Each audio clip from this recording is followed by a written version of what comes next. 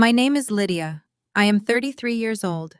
At my husband's elite corporate gala, he slapped my hand away and told me to hide in a dark corner so my cheap clothes would not ruin his chances at a massive promotion.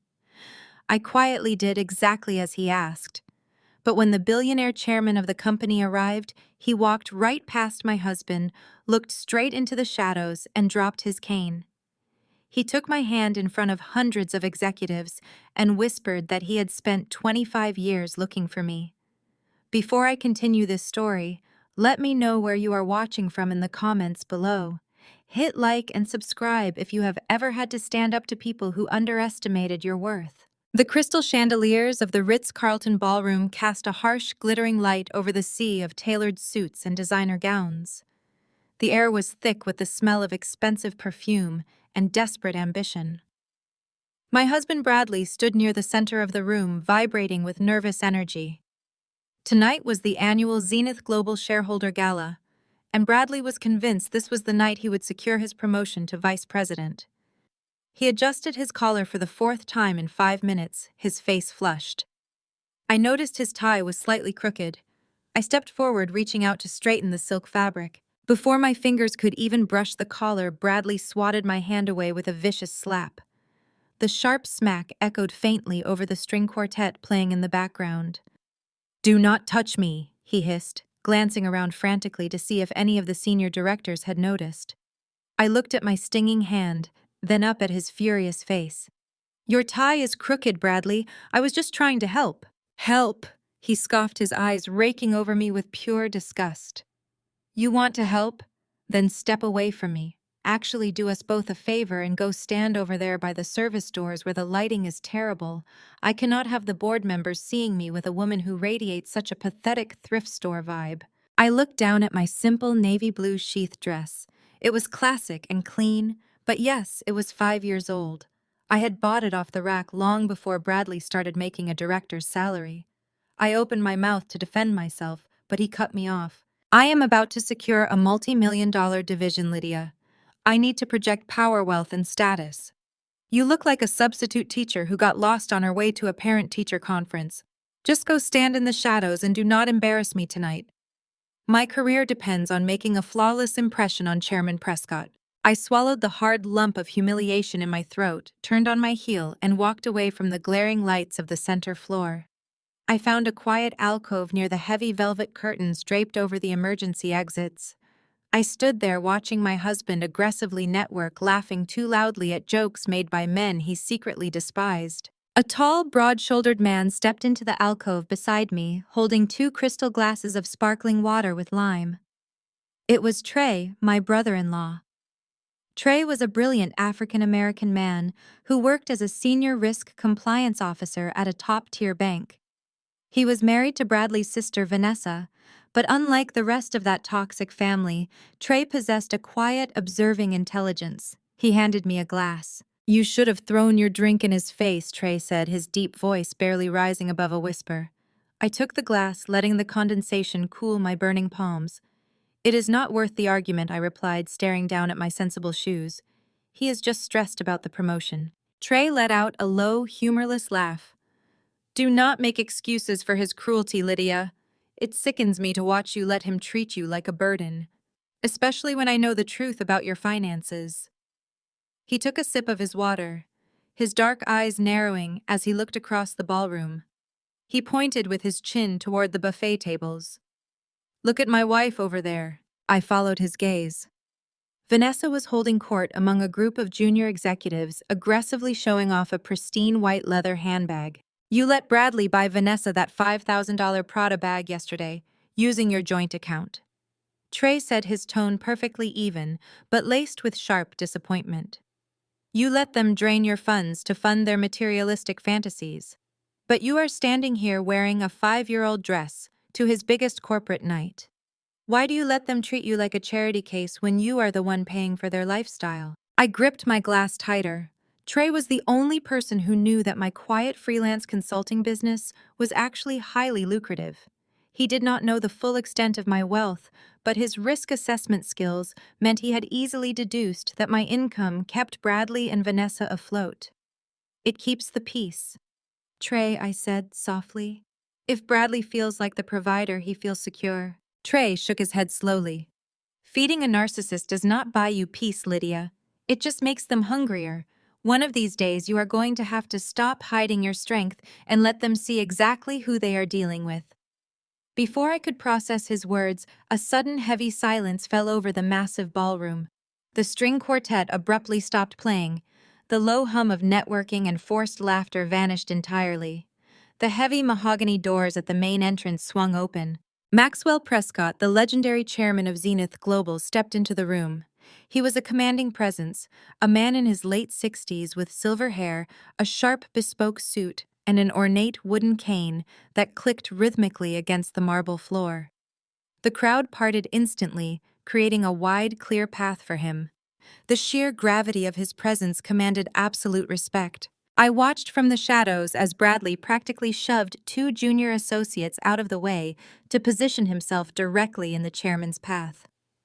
Bradley smoothed his suit jacket, plastered on his most winning sycophantic smile, and stepped forward, extending his hand.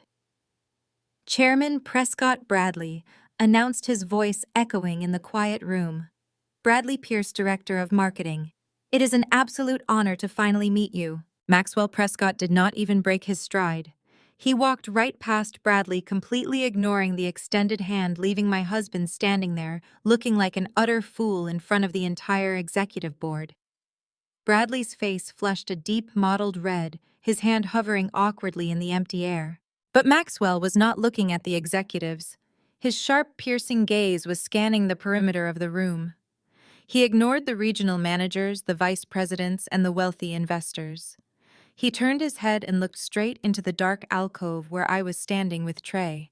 My breath caught in my throat as the billionaire chairman altered his course, walking directly toward the service doors. The crowd parted again, hundreds of eyes following his path, searching the shadows to see what had captured the Titan's attention. Bradley turned around, his eyes widening in horror, as he realized the chairman was walking straight toward his discarded thrift store wife. I froze, unsure if I should step forward or retreat. Trey stepped back slightly, giving me space, a knowing gleam in his eye. Maxwell stopped directly in front of me. The entire ballroom held its collective breath. You could hear a pin drop. He looked at my face, examining my features with an intensity that made the room spin. His hand trembled slightly as he released his grip on his ornate wooden cane. The heavy cane hit the polished floor with a loud, resounding clatter. He did not bother to pick it up. Instead, Maxwell reached out with both hands and gently took my right hand in his. His eyes filled with tears, contrasting wildly with his ruthless corporate reputation. Lydia, he whispered, his voice carrying the weight of decades of unspoken history. I have spent 25 years looking for you. Maxwell Prescott's grip on my hand was firm, entirely bypassing the social norms of a corporate gala. The ballroom remained completely silent. I could feel the burning gaze of hundreds of executives drilling into the back of my 5-year-old dress. Out of the corner of my eye, I saw Bradley frozen. His jaw hung slack. The sycophantic smile he had practiced in the mirror for an hour this morning had completely melted off his face. Maxwell did not offer an explanation to the crowd. He simply placed a hand on the small of my back and guided me toward the private elevator reserved exclusively for Zenith Global board members. The brushed steel doors slid shut, cutting off the whispers and the shock of the ballroom below. We stepped out onto the VIP mezzanine. It was a glass-enclosed balcony that hovered over the main floor, soundproof and completely private. Maxwell gestured toward a leather chair, but I could not sit. My heart pounded against my ribs. You said you have been looking for me for 25 years. I started, keeping my voice steady despite the adrenaline flooding my system. I am a freelance consultant, Mr. Prescott. I work from a home office. My husband is the one seeking your attention. Maxwell walked over to the glass partition, looking down at the party below. He shook his head slowly. I do not care about your husband, Lydia. I care about the fact that you have your father's eyes. The air in the room felt suddenly very thin. My father died when I was 8 years old. A sudden massive heart attack that left me entirely vulnerable. David was my best friend, Maxwell said, his voice thick with an emotion I had never expected from a ruthless corporate titan. Before Zenith Global became a multi-billion-dollar conglomerate, it was just me and David in a rented garage. He was the visionary. I was just the money guy. He owned 60% of this company. I gripped the back of the leather chair. That makes no sense. When my father died, my mother, Sylvia, told the probate lawyers there was nothing left.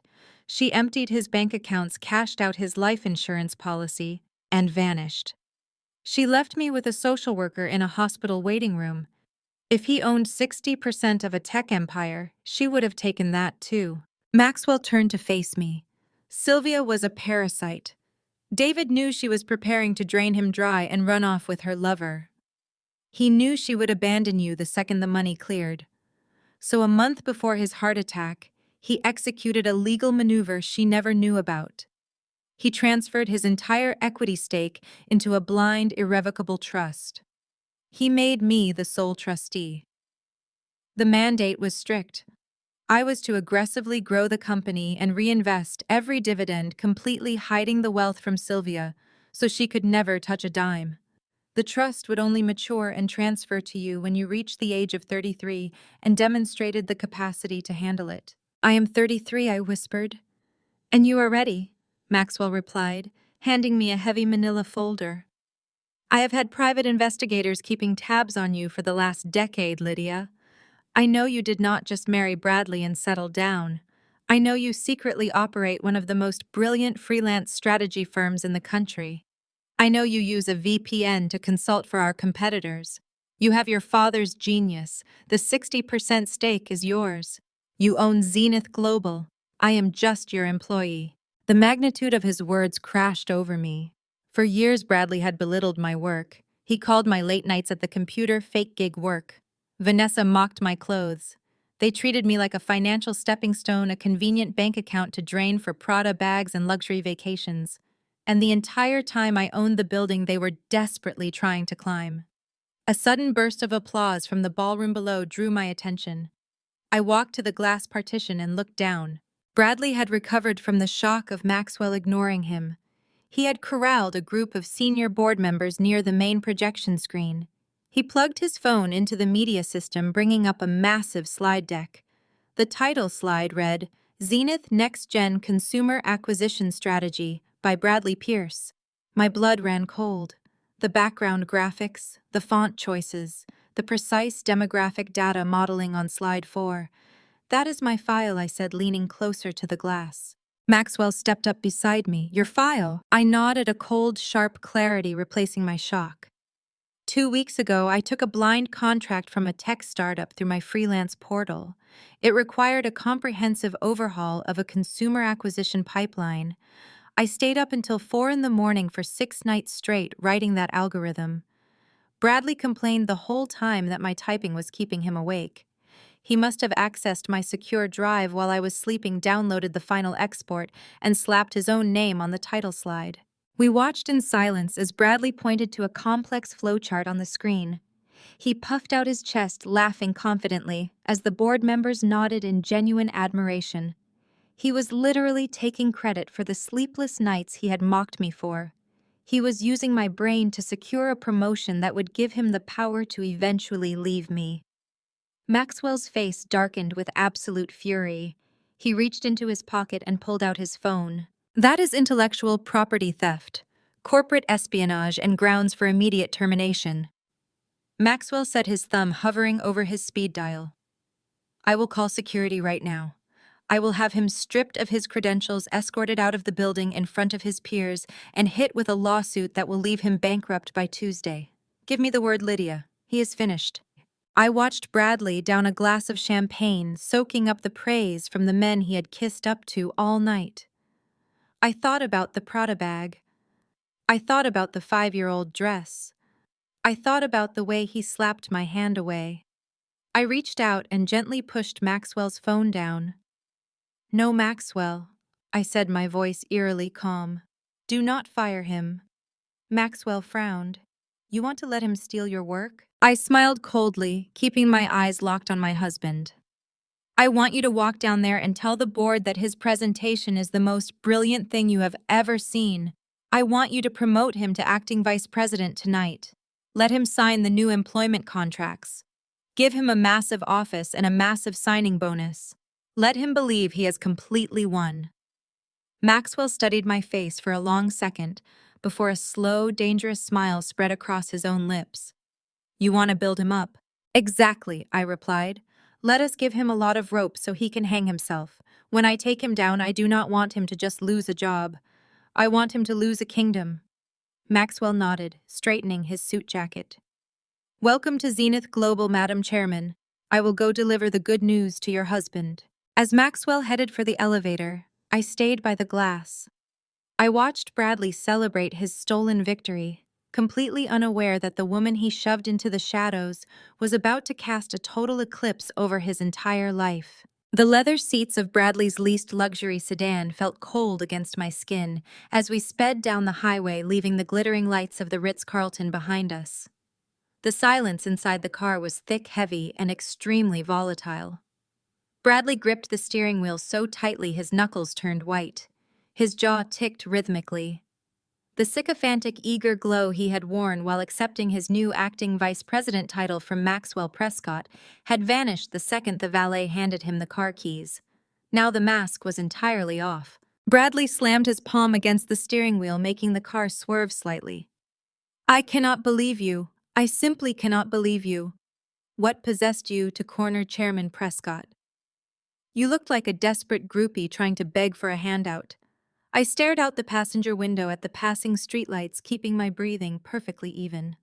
I did not corner him, Bradley. He walked over to me.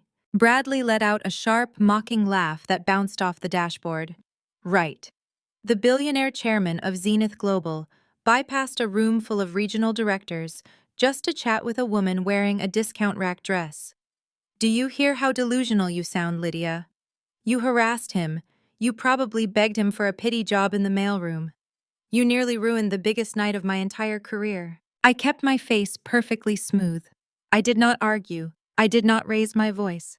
I simply unlocked my phone, keeping the screen dimmed and angled toward the passenger door so Bradley could not see the reflection in the glass.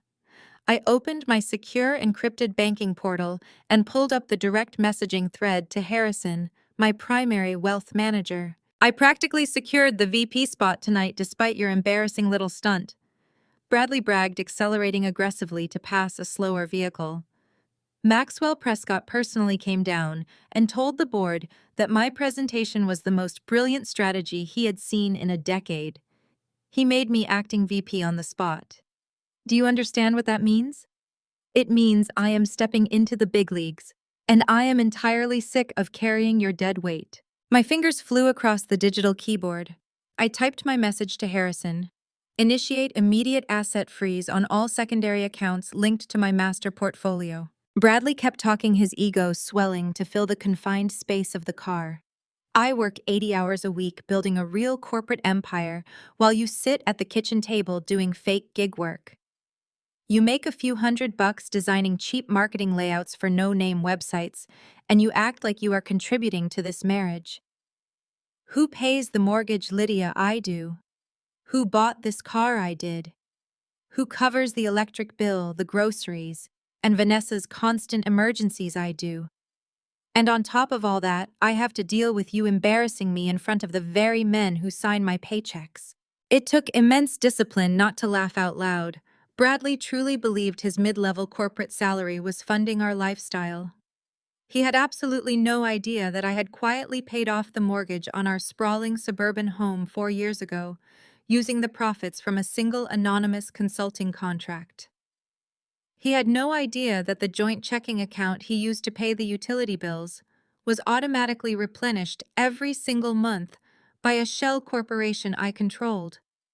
He thought he was the undisputed king of the castle, completely blind to the fact that I owned the very ground it was built on. My phone buzzed silently against my palm. Harrison replied instantly. Accounts identified. Awaiting final confirmation to sever all linked cards and freeze joint access. I watched Bradley run a yellow light, completely consumed by his own arrogance and newfound corporate power. You need to start acting like a corporate wife, he demanded, pointing a finger at me while keeping one hand on the wheel. Tomorrow, you are going to go to a real department store and buy clothes that do not make me look like I married a peasant. Put it on the platinum card. I can afford it now. My new salary is going to easily clear $250,000 a year. We are done playing small. I smiled at the window. $250,000 a year. It was a cute number. It was exactly half of what my primary investment portfolio generated in passive interest alone last month. I looked down at my glowing screen and typed my final authorization to Harrison. Execute the freeze. Cancel all credit lines bearing Bradley Pierce or Vanessa Pierce as authorized users. Lock the joint checking account. Effective immediately. A small green checkmark appeared on my screen. The trap was set. The financial safety net Bradley had taken for granted his entire adult life was now completely severed. He was officially standing on thin air, bragging about his height. We turned into our upscale suburban neighborhood. Bradley parked his car in the driveway and killed the engine. He turned to face me in the dark, his expression hardening into pure malice. Listen to me very carefully, Lydia. The game changes tomorrow. I am a vice president now. If you ever embarrass me like that again, if you ever step out of line and jeopardize my reputation at Zenith Global, I will drop you so fast your head will spin. You would have absolutely nothing without me. You would be back in a tiny apartment clipping grocery coupons. Remember that. I unbuckled my seatbelt and opened the car door, letting the crisp night air wash over me. I will remember tonight for the rest of my life, Bradley. I promise you that. We walked up the brick pathway to the front door in total silence. Bradley unlocked the door and shoved it open, stepping into the grand foyer and tossing his keys onto the console table. He aggressively unbuttoned his suit jacket, heading straight for the home bar to pour himself a massive glass of Victory Scotch. Before he could even reach the liquor cabinet, his cell phone started vibrating violently in his jacket pocket. The obnoxious ringtone echoed loudly in the quiet house. Bradley stopped pulling the phone out and frowning at the caller ID. "It is an international number," he muttered, swiping the screen to accept the call and putting it on speakerphone so he could continue making his drink. "Hello." The moment the line connected, a shrill, hysterical scream blasted from the speaker. It was his sister, Vanessa. "Bradley!" She shrieked, her voice cracking with absolute raw panic. "Bradley, you have to help me right now." Bradley frowned, setting the scotch bottle down. "Vanessa, calm down. It is the middle of the night in Paris. What is going on? Did you lose your passport again?" "I did not lose anything," Vanessa screamed. The sound of absolute chaos and angry French voices echoed loudly in the background of her call. The card declined. I tried to pay for the luxury hotel suite and the designer bags, and the platinum card declined. Then I tried the gold card and it declined too. Bradley scoffed, rolling his eyes at me as if to say his sister was being dramatically ridiculous. "That is impossible, Vanessa. I just checked the spending limit yesterday. The bank probably flagged it for international fraud because you are charging thousands of euros at once. Just hand the phone to the hotel concierge. I will authorize the charges right now." "I cannot hand the phone to the concierge," Vanessa sobbed, her voice reaching a pitch that sounded like pure terror. "I am not at the hotel. I am at the police station. The boutique manager called the authorities. They are saying the cards have been reported stolen and the accounts do not even exist. The police are threatening to arrest me for international wire fraud. You have to fix this. They are taking my bags, Bradley. They are taking everything." The morning sun streamed through the large bay windows of my home office, casting a warm glow over the solid oak desk where I sat reviewing the final transition documents Maxwell had forwarded over a secure server. The quiet rhythm of my typing was the only sound in the house until the heavy front door downstairs slammed shut with enough force to rattle the floorboards. Heavy, frantic footsteps pounded up the hardwood staircase. A second later, the double doors to my office flew open, crashing violently against the wall stops. Bradley stormed into the room, his face a mask of pure, unadulterated rage. His tie was loosened, his hair disheveled, and his breathing was heavy. Right behind him was Vanessa. She looked completely unhinged. Her designer clothes were wrinkled, her expensive blowout was a tangled mess, and her mascara was smeared under her eyes from what was clearly a desperate overnight flight from Paris. Bradley marched straight up to my desk, lifted his heavy silver laptop, and violently slammed it down right on top of my paperwork. "Unlock the accounts right now," he roared, leaning over the desk so his face was inches from mine. I went to pay for the executive team's celebration breakfast this morning, and my corporate card was declined. I called the bank, and the teller had the nerve to tell me that the primary account holder initiated a total irrevocable asset freeze. I leaned back in my ergonomic chair, folding my hands in my lap. I kept my face perfectly smooth, refusing to give him the emotional reaction he was desperately craving. "I secured my finances, Bradley. That is all." "You secured your finances!" Vanessa shrieked, pushing past her brother to glare at me. She pointed a trembling manicured finger at my face. "You do not have finances, Lydia. You sit in this room all day doing fake computer work while my brother breaks his back to give you this lifestyle. Do you have any idea what you put me through yesterday?" I looked at Vanessa calmly. "I imagine you had to fly commercial." Vanessa's face contorted with outrage. "I was humiliated in Paris. I was standing inside the Chanel boutique on Avenue Montaigne. The manager had already boxed up 2 bags and a jacket. When I handed them the platinum card, it declined. Then I tried the gold card, and it declined too. The manager called the local authorities. I had to beg the American embassy to help me secure a red-eye flight home in economy class because you decided to throw a temper tantrum and mess with my brother's money." Bradley slammed his fist against the edge of my desk, making my coffee mug rattle. "I am done playing these games with you, Lydia. You embarrassed me in front of Chairman Prescott last night, and now you are trying to sabotage my daily operations. I am the newly appointed acting vice president of Zenith Global. I cannot have my cards declining over a cup of coffee.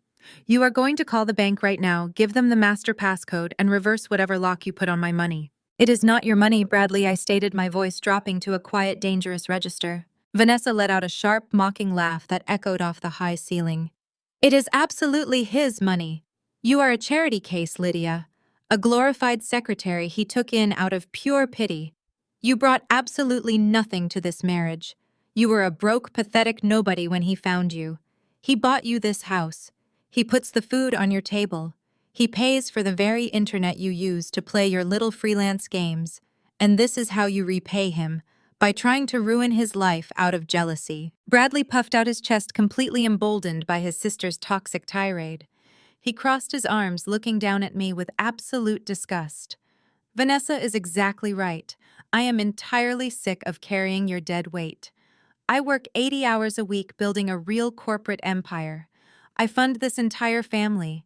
If you do not pick up that phone and fix this right now, I am packing your bags myself. I will kick you out of my house today, and you will be back in a tiny, moldy apartment clipping grocery coupons by tonight." I let his threat hang in the air. I let them both stand there, breathless and furious, completely consumed by their own arrogant delusions. They truly believed they held all the power. Bradley truly believed his mid-level corporate salary was funding our luxury lifestyle. He had absolutely no idea that I had quietly paid off the mortgage on this sprawling suburban home 4 years ago, using the profits from a single, anonymous consulting contract. He had no idea that the joint checking account he used to pay the utility bills was automatically replenished every single month by a shell corporation I controlled.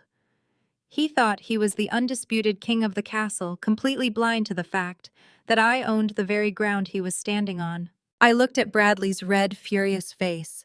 Then I looked at Vanessa's entitled, sneering expression. I did not yell.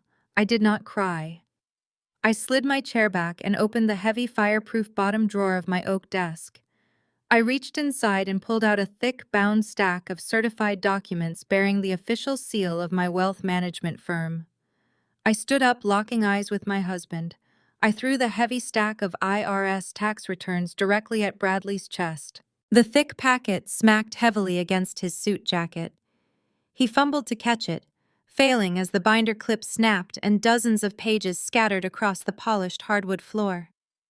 Bradley stared down at the documents, his brow furrowing in confusion as his eyes caught the bold black numbers printed on the top page. "Take a closer look at line 14, Bradley," I said, my voice cutting through the room like a blade. "My fake gig work brought in $4 million last year. I fund 90% of this family. You do not own this house. I do. And you have exactly 30 seconds to get out of my office." Bradley stared at the crisp white pages scattered across the hardwood floor. His eyes darted back and forth across the bold black ink. $4 million. He blinked rapidly as if trying to physically erase the numbers from his vision. Vanessa, still clutching her ruined luxury purse, dropped to her knees. Her manicured hands snatched up the top page. She scanned the tax return, her mouth opening and closing like a suffocating fish. "This is fake!" Vanessa shrieked, waving the paper in the air. "Bradley, do not look at this. She printed this out from the internet. Do not let her play mind games with you. Look at her. She buys her shoes on clearance. She does not have $4 million. Bradley did not move for a long, agonizing moment.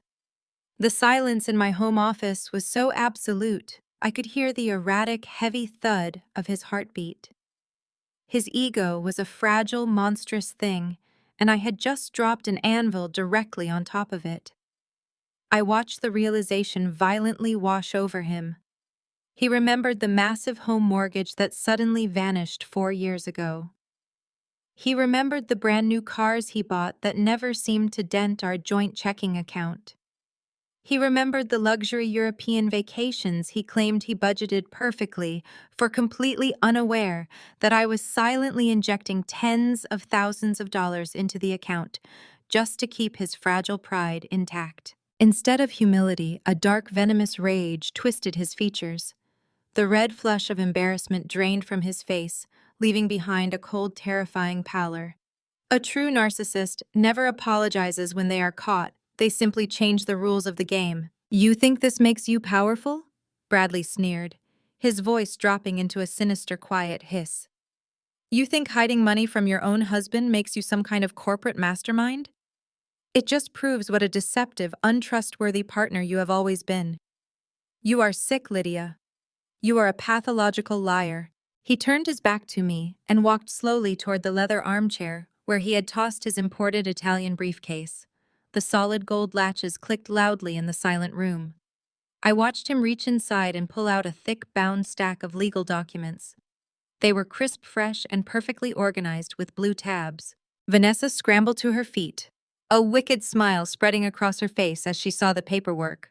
"Oh, Bradley, is that what I think it is? Tell me you brought them." She turned to glare at me, her eyes shining with pure greed. "You are a thief, Lydia. You stole that money from my brother. If Bradley knew he had $4 million, he could have invested it in my fashion boutique. He could have bought me that condo in Milan. You robbed our family of the life we deserve." Bradley slammed the thick stack of papers down on my desk, right on top of my own tax returns. He leaned forward, bracing his weight on his knuckles, his eyes burning with absolute malice. "Did you really think I was going to stay with you, Lydia?" he asked, his voice dripping with intense condescension. "Did you honestly believe that a rising executive at Zenith Global was going to spend the rest of his life shackled to a boring, invisible woman who hides in a home office all day? I sacrificed the prime years of my life dragging you to corporate events where you stood in the corner like a frightened mouse. I covered for your complete lack of ambition. I have been planning to drop you for 6 months. I was just waiting for Chairman Prescott to formally announce my vice president promotion so I could secure my new salary bracket before I filed the paperwork." I looked down at the documents. The bold letters across the top page read, "Petition for dissolution of marriage." He had hired a notoriously ruthless family law attorney in downtown Seattle. He had been actively planning my total destruction while sleeping in my bed, eating the food I bought, and living in the house I owned. "You were going to blindside me the moment you got your new title," I stated, keeping my voice completely devoid of emotion. "I am blindsiding you right now." Bradley laughed, a harsh, ugly sound that echoed off the walls. "And you just made this divorce infinitely more profitable for me. You see, Lydia, You might be decent at writing code or designing marketing pipelines in the dark, but you are incredibly stupid when it comes to the law. We live in the great state of Washington. Do you know what that means? I remained perfectly still, letting him talk. It is a community property state, sweetheart. Bradley gloated, tapping his finger hard against the mahogany desk. That means every single asset acquired during our marriage belongs to both of us equally. I do not care if you hid it in a secret offshore account. I do not care if you earned it doing fake gig work for anonymous clients. You built that $4 million nest egg while wearing my wedding ring. Under the law, half of it is legally mine. Vanessa clapped her hands together, practically vibrating with aggressive excitement. Take it all, Bradley. Take the house. Take her business. Leave her with absolutely nothing but the cheap clothes on her back. Bradley pulled a heavy silver pen from his breast pocket and clicked it. The sharp metallic sound cut through the room. He pointed the pen directly at my face. Here is exactly what is going to happen, Lydia. You are going to sign these papers today. I am taking 50% of your little consulting firm. I am taking half of every hidden bank account you have. I am taking this house because I need a property that properly reflects my new executive status. And you are going to pay me permanent spousal support to maintain the high-end lifestyle I have grown accustomed to. He shoved the thick stack of papers across the desk until they hit my chest. He tossed the silver pen on top of them. You thought you could embarrass me in front of my boss? Bradley sneered, leaning in so close I could smell the stale coffee on his breath. You thought you could freeze my credit cards and leave my sister stranded in Paris to face the police. But you played right into my hands. I am going to be the official vice president of Zenith Global by Friday. I have an army of elite corporate lawyers at my disposal. If you fight me on this, I will tie you up in litigation for the next decade. I will drain every single cent of that $4 million in legal fees just to watch you suffer. He grabbed the edge of my desk, his eyes wide and completely manic. Sign it, Lydia. I am going to be VP of Zenith by Friday. With my new corporate lawyers, I will bury you and leave you homeless. Vanessa crossed her arms, smirking at me with a look of total triumph. You heard him. Sign the papers and get out of our house. I looked down at the divorce papers. I looked at the silver pen resting on top of the threat that was supposed to absolutely destroy my life. I felt the familiar cold weight of absolute power settle over my shoulders. I did not scream. I did not cry. I did not beg for my husband to love me. I reached out and picked up the silver pen. I looked Bradley dead in the eyes, gave him a warm, chilling smile, and clicked the pen. Bradley stared at the high-resolution images scattered across the polished oak wood of my desk. The color rapidly drained from his face, leaving his skin an ashen, sickly gray.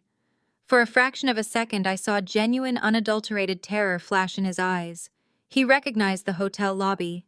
He recognized the date stamp on the bottom corner of the prints. He knew exactly what this meant for his precious, airtight prenuptial agreement. Vanessa grabbed one of the photos, her eyes widening as she recognized the young woman staring back at her.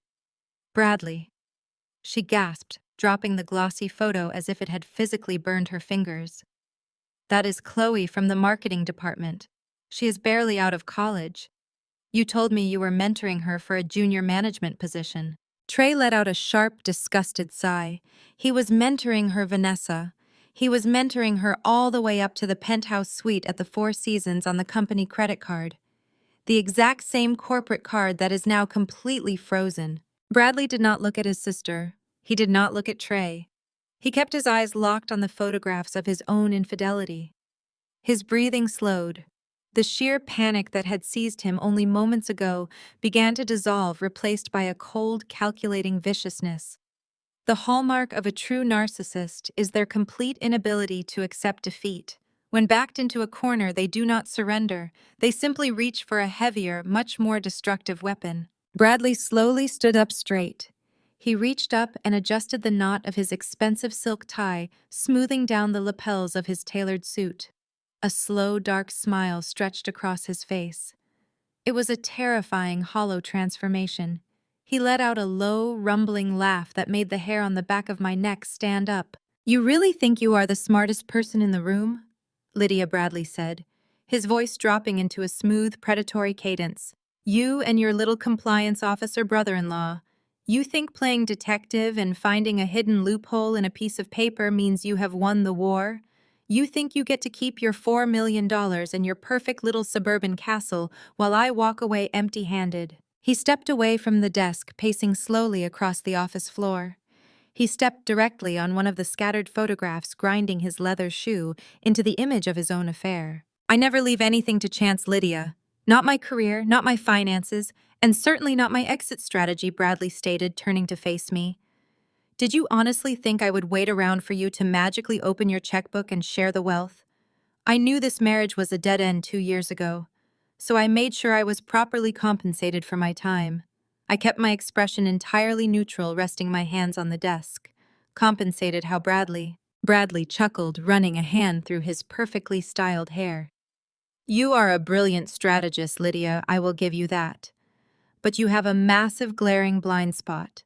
You are so arrogant, so convinced of your own independence, that you never actually check the physical mail. You never look at the paperwork that comes to this house. You do everything behind a computer screen in this little room. He walked over to his briefcase and snapped it shut, locking the gold latches. Over the past 12 months, Bradley continued, his voice dripping with triumphant malice. I took out a massive second mortgage on this property, $500,000 to be exact. Vanessa gasped loudly, her hands flying to her mouth. Trey stepped forward, his jaw tight with professional outrage. You cannot take out a second mortgage on a property you do not solely own, Trey said sharply. Lydia's name is the primary on the deed. The bank would require her physical signature and a notary present to authorize a $500,000 lien. Bradley looked at Trey as if he were a naive, foolish child. Oh, Trey, you live in a rigid world of rules and regulations. You forget how the real world actually operates. You forget how easy it is to manipulate the system when you wear a custom suit and carry a director title. Bradley turned his gaze back to me, his eyes gleaming with malicious pride. I went to the local branch of our bank, Lydia, the one right down the street. The branch manager is a very traditional man, a man who completely understands the dynamic of a successful, high-earning corporate husband managing the complicated finances for his quiet stay-at-home wife. I brought in the paperwork. I smiled. I shook his hand. And I handed him a stack of documents with your signature perfectly forged on every single line. My blood ran completely cold. You forged my signature on federal bank documents. It was remarkably easy, Bradley bragged, throwing his hands up in a gesture of mock innocence. The bank manager did not bat an eye. He assumed the big corporate husband was simply handling the tedious administrative work, so his sweet little wife did not have to bother her pretty head with all those confusing numbers. He pushed the approval through the very next day. $500,000, Lydia. Liquid cash deposited directly into my control. Trey pulled out his phone, his thumb hovering over the screen. That is bank fraud, Bradley. That is identity theft and a federal crime. I am calling the authorities right now.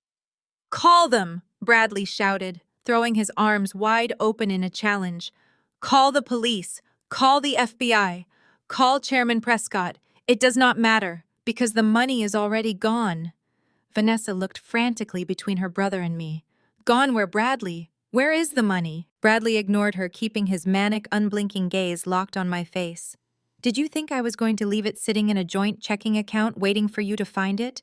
I funneled every single penny into an untraceable offshore account in the Cayman Islands under a dummy shell corporation.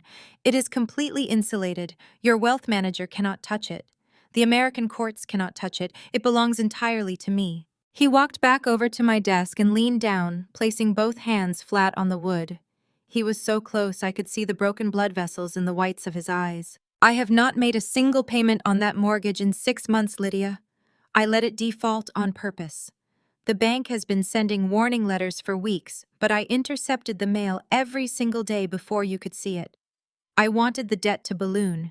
I wanted the late fees to pile up until the situation was completely irreversible. Bradley stood up and grabbed the handle of his briefcase. He smoothed his suit jacket, his chest puffed out in total arrogant victory. He looked around my beautiful home office, his eyes dripping with absolute contempt. Keep the consulting firm, sweetheart. Bradley smirked, turning toward the doorway. But the bank is foreclosing on this house on Monday and the cash is sitting in an account you can't touch. Enjoy being homeless." Vanessa threw her head back and let out a harsh, grating laugh that bounced off the high ceiling of the foyer. She linked her arm through Bradley's, looking at me with pure, unadulterated delight. "Enjoy the homeless shelter," Lydia Vanessa taunted, adjusting the strap of her ruined designer bag. "Do not worry. I will make sure to send you a postcard from Milan when Bradley buys my new condo. Maybe you can find a nice cardboard box to sleep in." Bradley gripped the brass handle of the front door. He did not even bother to look back. His chest was puffed out, completely intoxicated by his own perceived brilliance. He had outsmarted the compliance officer. He had outmaneuvered the brilliant strategist. He had stolen $500,000, funneled it offshore, and left me with the ashes of my own home. I did not panic. I did not raise my voice. I simply reached across my mahogany desk, picked up my smartphone and tapped the screen. I hit the speakerphone button and set the device down right next to the scattered, useless divorce papers. The phone rang once, twice. Arthur Pendleton, the chief executive officer of Cascade Regional Bank, answered on the third ring. His voice was bright, overly eager, and dripping with absolute corporate deference. "Good morning, Ms. Pierce," Arthur boomed through the speaker, his cheerful tone completely shattering the tense silence of my home office. "It is an absolute pleasure to hear from you. How are things on your end? The entire executive team is still celebrating your investment portfolio, acquiring our holding company last quarter. Your restructuring plans for the commercial lending division are nothing short of brilliant." Bradley froze. His hand locked rigidly on the brass doorknob. The smug, victorious smirk instantly evaporated from his face, replaced by a mask of absolute paralyzing horror. He slowly turned his head, staring at the small black phone resting on my desk, as if it were an active explosive. Trey leaned back against the bookshelf, crossing his arms over his tailored charcoal suit. A slow, dangerous smile spread across his face. He looked at Bradley and gave a small, mocking nod. I kept my voice smooth and meticulously professional. "Good morning, Arthur. I appreciate the kind words. However, I am not calling to discuss the commercial lending division today. I need you to pull up the private accounts under my name. Specifically, I need you to look at the deed and mortgage history for my primary residence." I could hear the frantic clicking of a keyboard through the speaker. Arthur was eager to please the woman who effectively owned his entire banking institution. "Pulling it up right now, Ms. Pierce," Arthur replied quickly. "Ah, yes, I see it here. The original mortgage was paid off 4 years ago, but I do see the new activity. The second mortgage for $500,000 processed exactly 6 months ago. The funds were dispersed, but the account has since fallen into severe delinquency. The foreclosure auto trigger was scheduled for this coming Monday." "Yes, about that loan, Arthur," I said, leaning forward slightly. "I need you to look at the authorization forms. Who signed them?" More clicking. "Well, it appears your husband Bradley Pierce brought the paperwork into the local branch. He provided the signed documents and our branch manager processed them, assuming standard spousal financial management." "That is exactly what I suspected," I stated, my eyes locking onto Bradley. He was physically trembling now, his knuckles turning white as he gripped the handle of his leather briefcase. "Arthur, I never signed those documents. My signature was completely forged. Bradley Pierce fraudulently initiated that loan without my knowledge or consent." A heavy, terrified silence fell over the phone line. Arthur swallowed hard, the sound audible through the speaker. "Ms. Pierce?" Arthur stammered, the cheerful deference instantly vanishing, replaced by sheer institutional panic. "Are you stating that a fraudulent $500,000 loan was processed through our branch?" "I am," I replied. "And I have a senior risk compliance officer standing right here in my office who just witnessed Bradley Pierce verbally confess to the forgery. I want you to immediately flag that $500,000 loan as federal wire fraud. Halt the foreclosure proceedings on my property immediately." "Done," Arthur said, his voice dropping into a dead serious, urgent register. "It is flagged. I am locking down the file right now. Our internal fraud division is being notified as we speak." "Do not stop there, Arthur," I commanded, my voice turning to absolute ice. "Bradley just admitted to transferring those stolen funds into an offshore dummy corporation in the Cayman Islands. He intends to use the money to fund his exit strategy." I will text you the exact routing numbers he carelessly left on his laptop browser history last night. I want you to file a suspicious activity report before noon.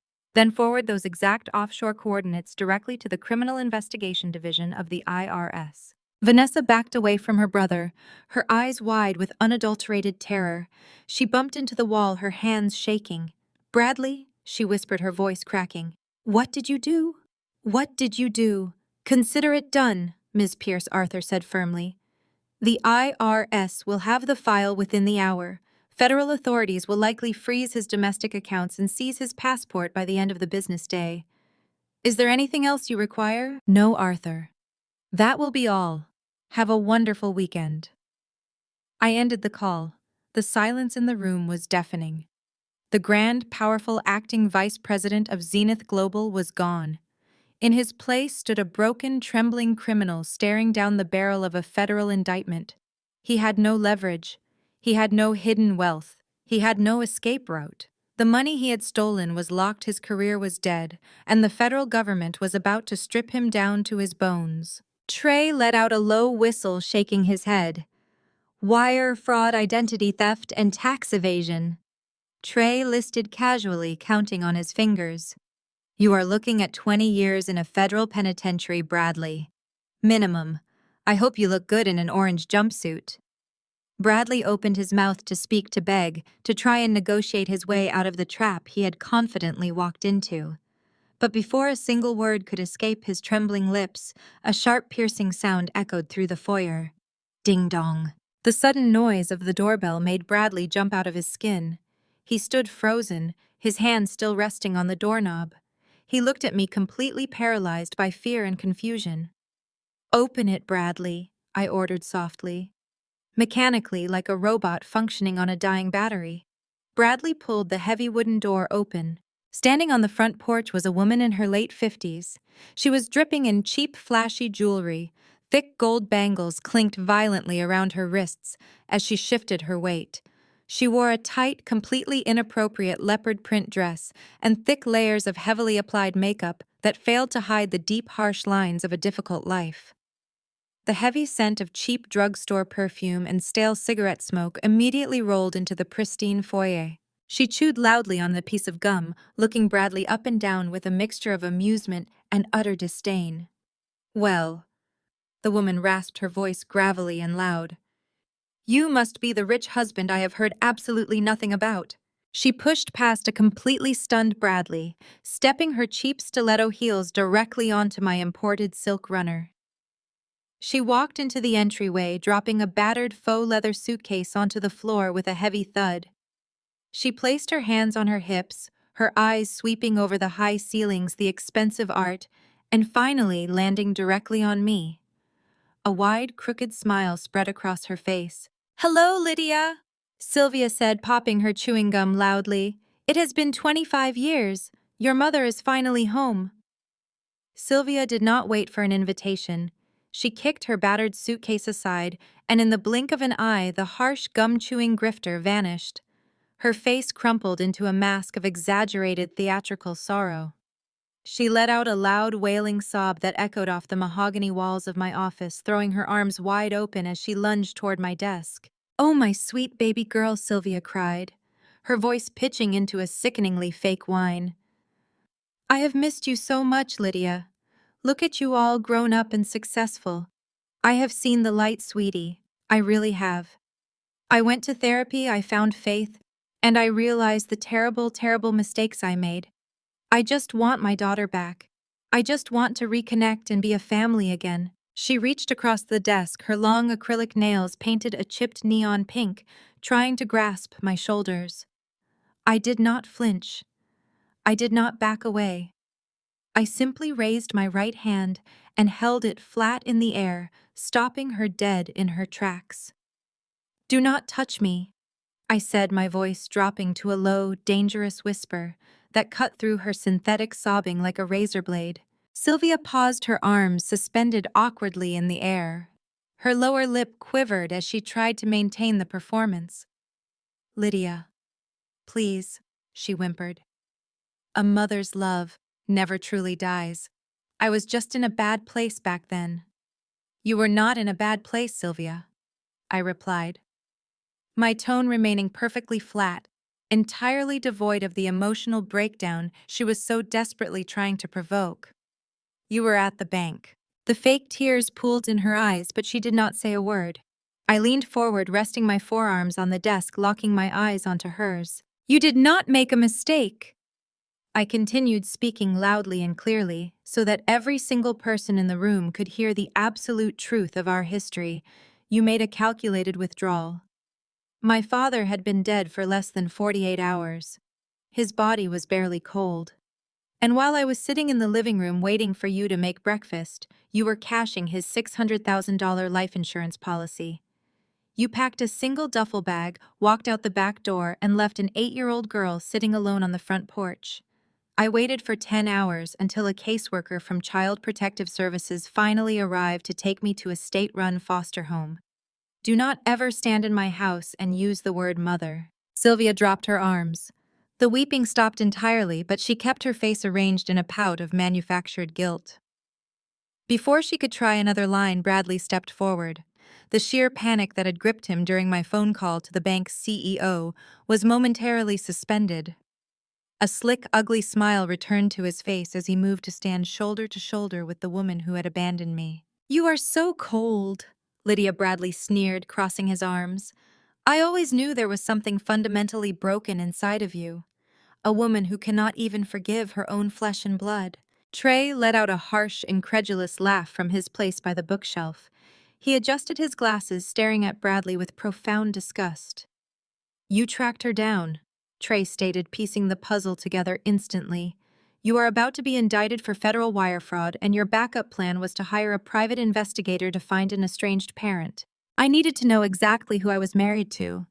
Bradley bragged, his chest puffing out with unwarranted pride.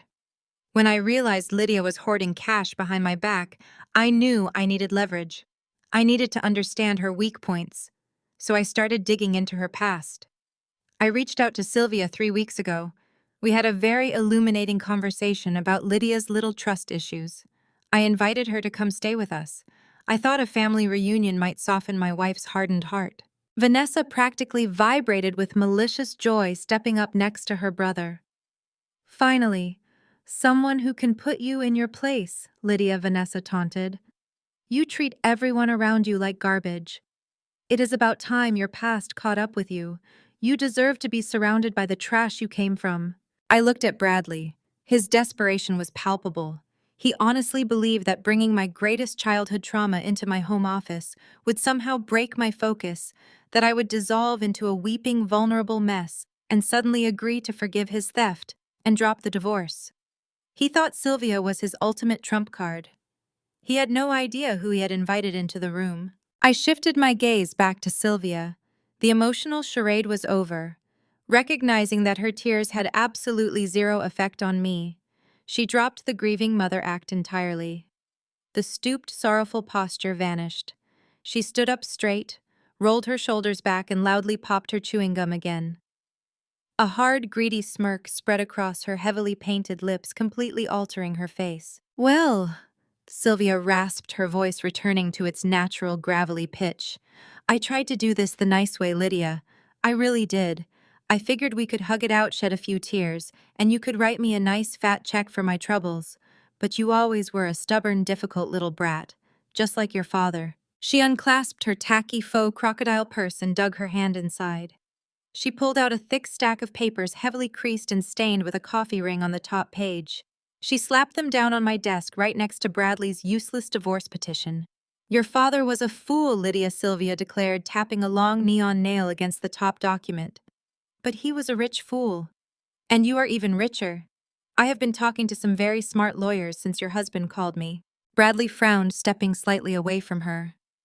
Wait, Sylvia, what are you doing? We agreed you were just going to talk to her and get her to back down. Shut up, Bradley, Sylvia snapped, not even bothering to look at him. The adults are doing business.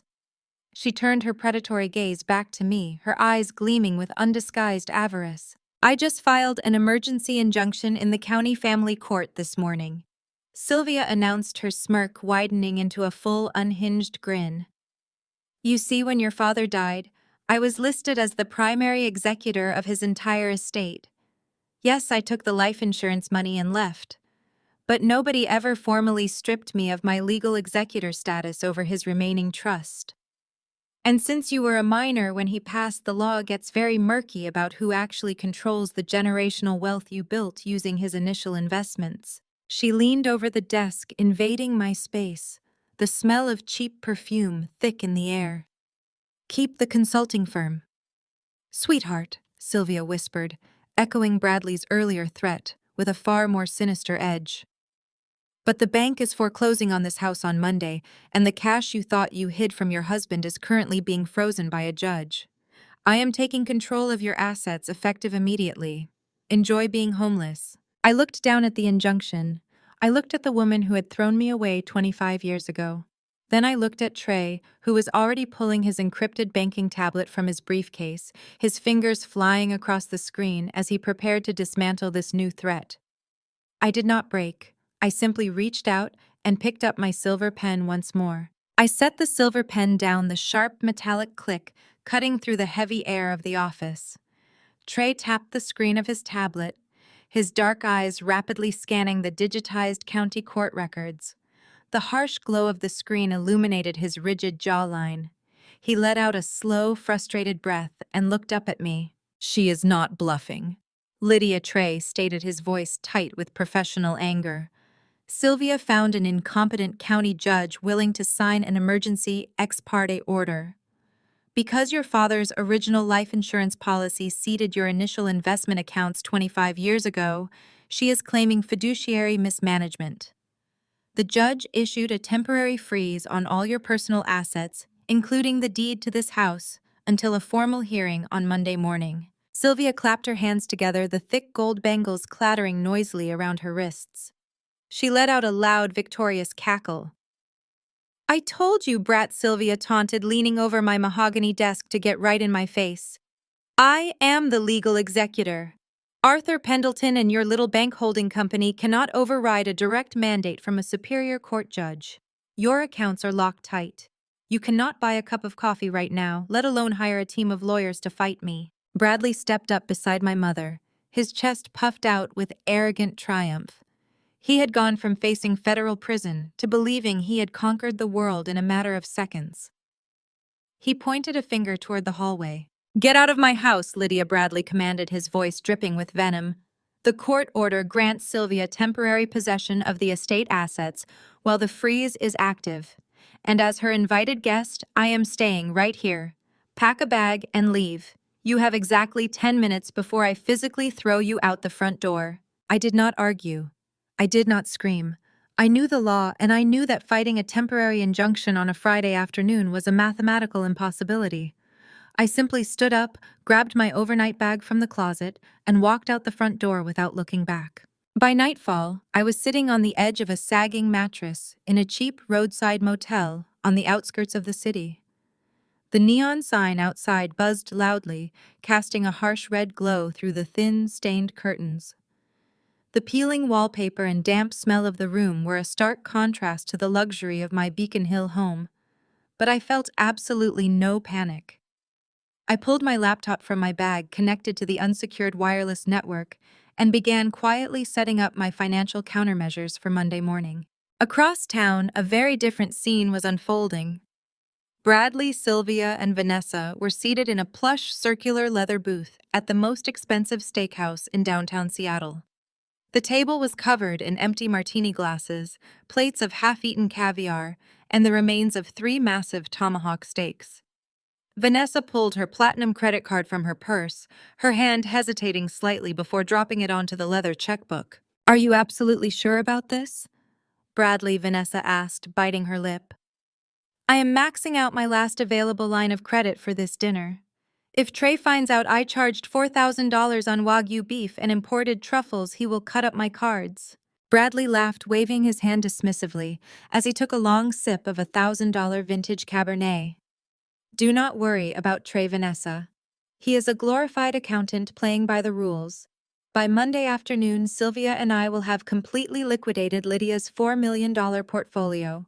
I will pay off your credit cards with a single wire transfer. Sylvia leaned back against the leather booth, popping her chewing gum as she swirling a completely full glass of champagne. She looked at Bradley with a greedy, approving smirk. I have to admit, Bradley, you are a vicious piece of work, Sylvia rasped, her eyes gleaming with avarice. When you tracked me down to a dingy casino in Reno last month, I thought you were just another desperate husband looking for a handout. I never expected you to hand me the keys to a multi-million-dollar empire. My stupid daughter actually thought she could outsmart us. She was always too arrogant for her own good. She made it incredibly easy, Bradley bragged, leaning across the table to clink his glass against Sylvia's. She trusted the legal system. She trusted her money. She never realized that the people closest to her were perfectly willing to burn her entire life to the ground. To our new partnership, Sylvia, the unholy alliance, they drank completely intoxicated by their own perceived brilliance, totally unaware of the invisible trap closing around them. Back in the dingy motel room, the digital clock on the nightstand clicked to midnight. A sharp, rhythmic knock sounded at my door. I closed my laptop and walked over, peering through the scratched peephole. I unbolted the deadbolt and pulled the door open. Trey stood in the cold night air, wearing a dark trench coat over his suit. He stepped inside quickly, pulling the door shut behind him. He looked around the depressing room, shaking his head in silent disgust at the conditions, but he did not waste time on pleasantries. I had to wait until Vanessa fell asleep before I could leave the house, Trey said, keeping his voice low as he reached into his coat pocket. He pulled out a heavy steel-encased flash drive and handed it to me. What is this, Trey? I asked, feeling the cold weight of the metal in my palm.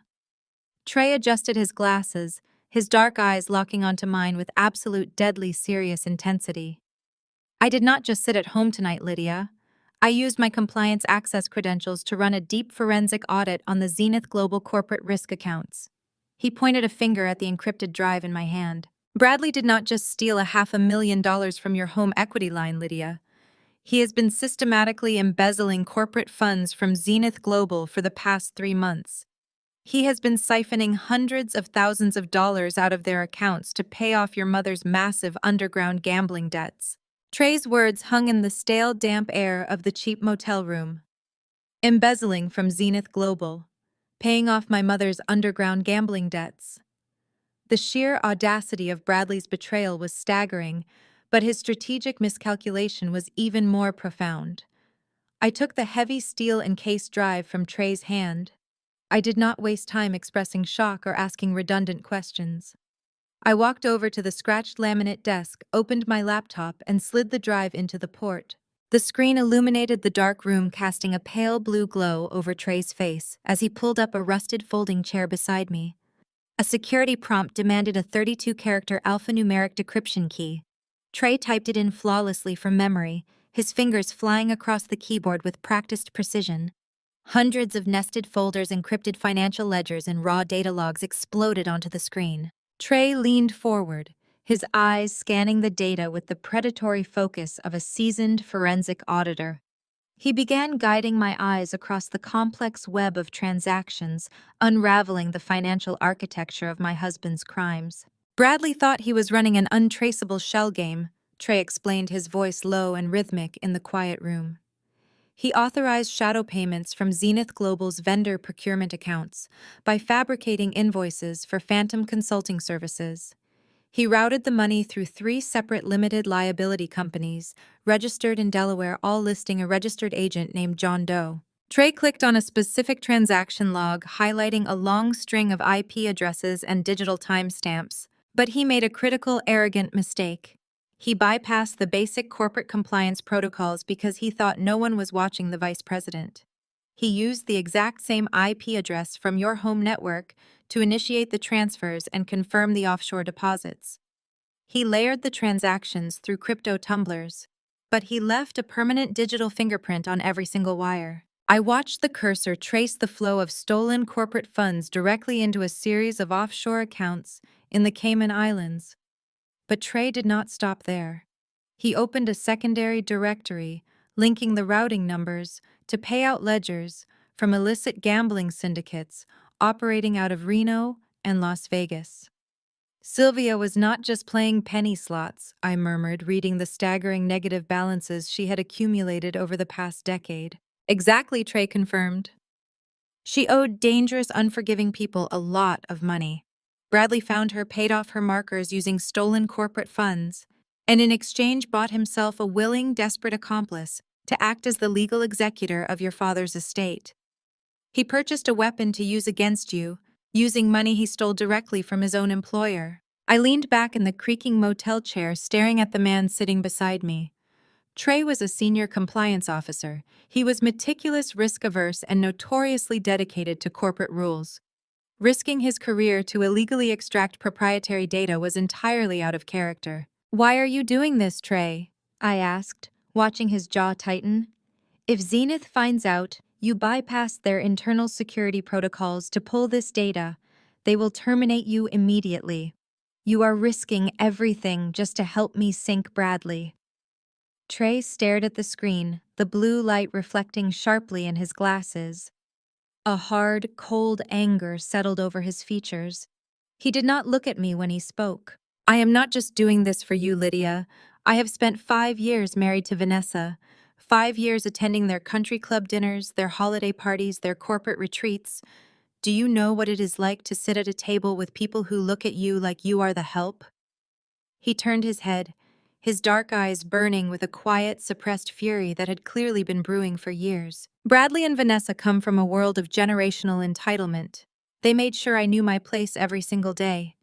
They masked their blatant racism with polite corporate microaggressions. They called me the diversity hire behind my back. They mocked my background. They openly joked about my public school education and my working-class neighborhood, while drinking $1,000 wine paid for by my salary.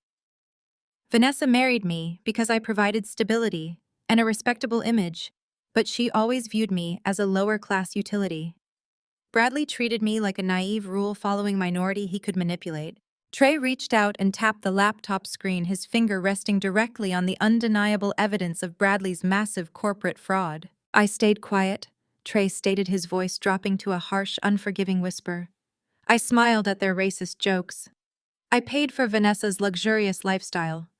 I let Bradley think he was the smartest man in the room. I did it because I needed maximum security clearance at Zenith Global. I knew they were financially corrupt, and I spent 5 years building the access I needed to completely dismantle their lives. I am not risking my career, Lydia. I am executing a planned demolition. The immense gravity of Trey's long game settled over the room.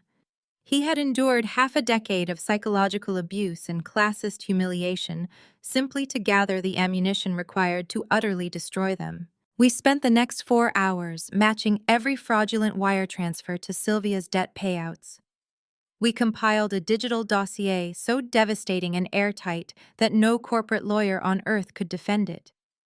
We mapped out the exact coordinates of the stolen money, the IP logs of the forged loan documents, and the undeniable proof of corporate embezzlement. We packaged it into a single lethal presentation. As the first rays of morning light pierced through the cheap motel curtains, casting a harsh, pale reality over the room, my phone buzzed loudly on the desk. I picked it up. A new text message illuminated the cracked screen. It was from Bradley. I opened the message, reading the arrogant words aloud to Trey. "Zenith Global shareholder meeting at 10 a.m. today. I am being officially crowned vice president, and I am announcing a corporate lawsuit to seize your consulting firm for a blatant conflict of interest. Come watch me win." I looked at Trey. He slowly closed the laptop, pulling the encrypted flash drive from the port and handing it back to me. A slow, predatory smile stretched across his face. I grabbed my coat and headed for the motel door. It was time to go to work. I stared at the glowing screen of my phone, the harsh blue light cutting through the dim, musty air of the cheap motel room. Bradley's text message sat there, a digital monument to his absolute unbridled arrogance. He was inviting me to my own execution. He truly believed that a county court injunction and a stolen $500,000 had rendered me powerless. I did not reply. I did not give him the satisfaction of a reaction. I simply set the phone face down on the scratched laminate nightstand and turned to Trey. Trey was already moving. He sat at the small, wobbly, circular table, his fingers flying across the illuminated keyboard of his laptop. The heavily encrypted flash drive he had brought me was plugged into the port, its data actively compiling into neat, undeniable packages of federal evidence. "Are the files ready for submission?" I asked, my voice deadly calm in the quiet room. Trey did not look up from the screen. "They are packaged, stamped, and routed," he confirmed, hitting a final decisive keystroke. "I just transmitted the complete forensic audit to the Securities and Exchange Commission, the White-Collar Crime Division of the FBI, and the Internal Ethics Board of Zenith Global.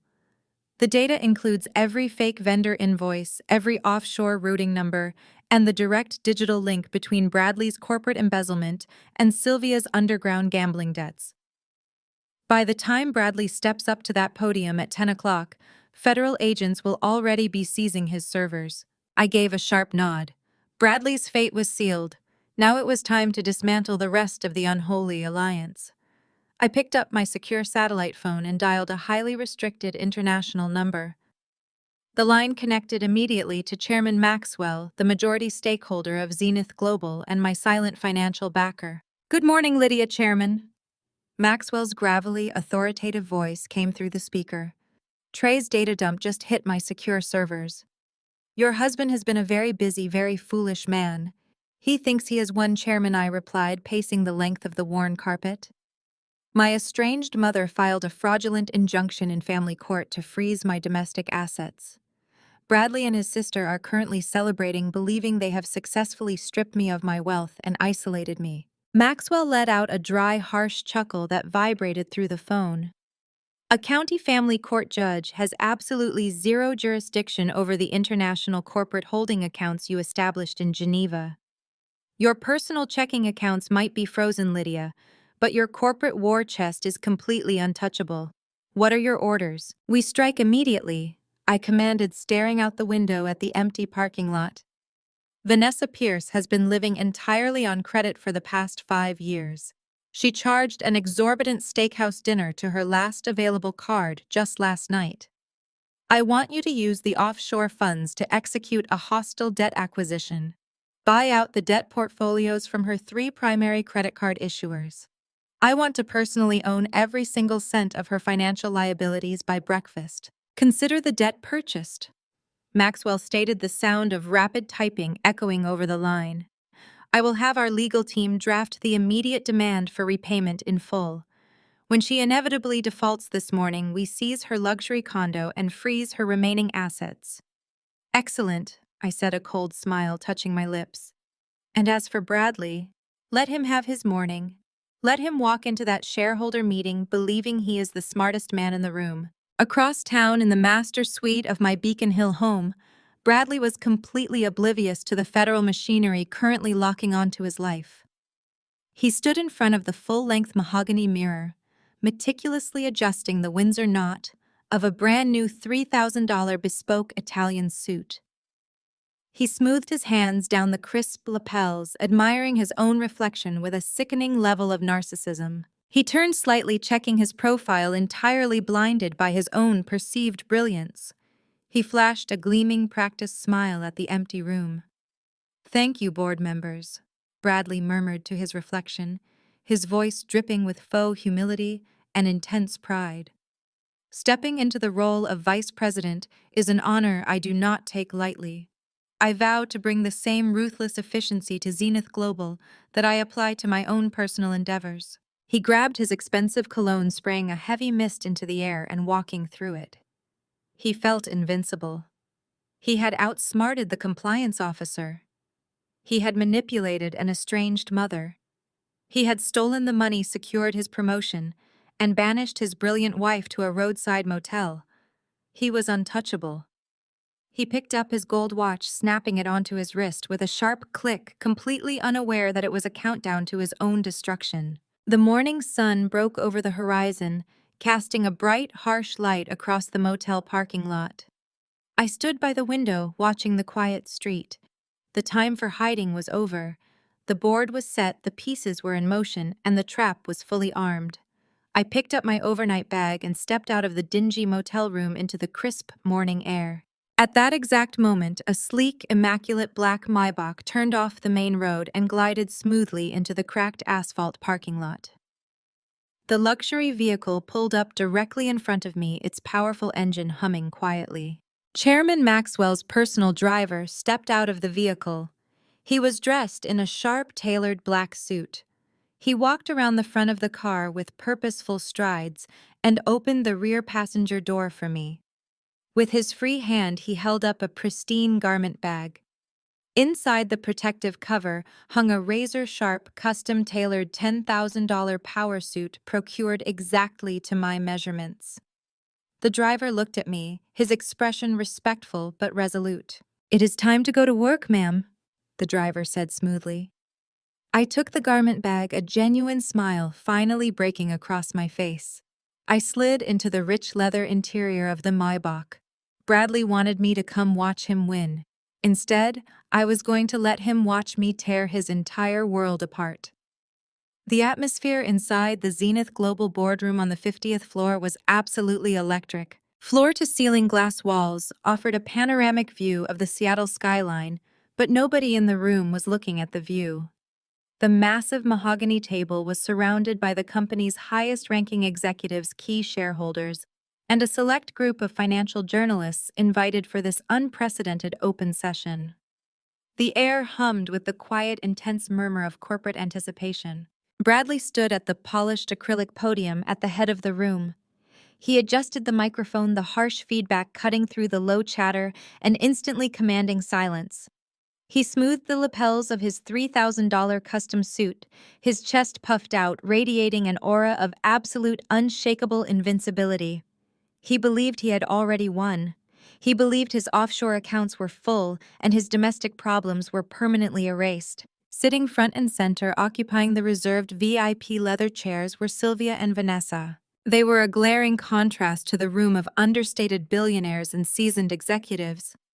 Sylvia wore her heavy gold bangles and a garish animal print blazer, chewing her gum with loud, deliberate snaps. She looked around the pristine corporate environment with a greedy, possessive smirk, acting as if she had personally built the building. Vanessa sat beside her, legs crossed elegantly, proudly displaying her platinum designer handbag. She kept checking her phone, blissfully unaware that her massive credit limits had been systematically dismantled and acquired by a hostile holding company hours ago. "Good morning, esteemed board members, shareholders, and members of the press." Bradley began, his voice booming through the state-of-the-art sound system.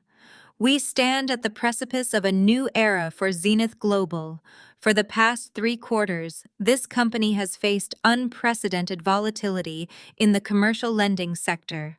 But today, I am proud to announce that the bleeding has officially stopped." Bradley clicked a remote, bringing up a massive, high-resolution graphic on the digital wall behind him.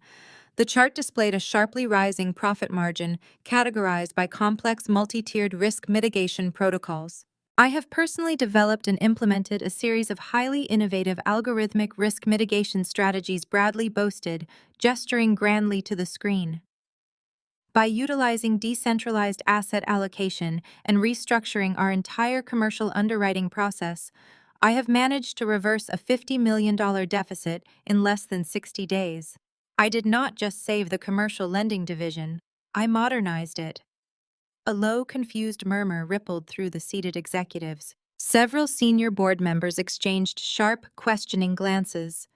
An older executive near the front leaned over to his colleague, his brow furrowed. "Wait a minute," the executive whispered loudly enough to carry to the first few rows. "Those are not his strategies. That is the exact decentralized asset allocation framework submitted anonymously by the Pendleton Consulting Group 3 months ago. He is literally reading their proprietary blueprints word for word." Bradley ignored the murmurs. His narcissism completely blinded him to the shifting energy in the room. He pressed forward, eager to execute the final phase of his master plan. "However, securing our future requires more than just innovative strategies." Bradley continued, his voice dropping into a grave, serious tone. He gripped the edges of the podium, leaning forward to project an image of a fierce corporate protector. "It requires us to eliminate the parasitic drains on our company, to purge the bad actors who operate in the shadows. Vanessa sat up straighter, a wicked, triumphant smile spreading across her face.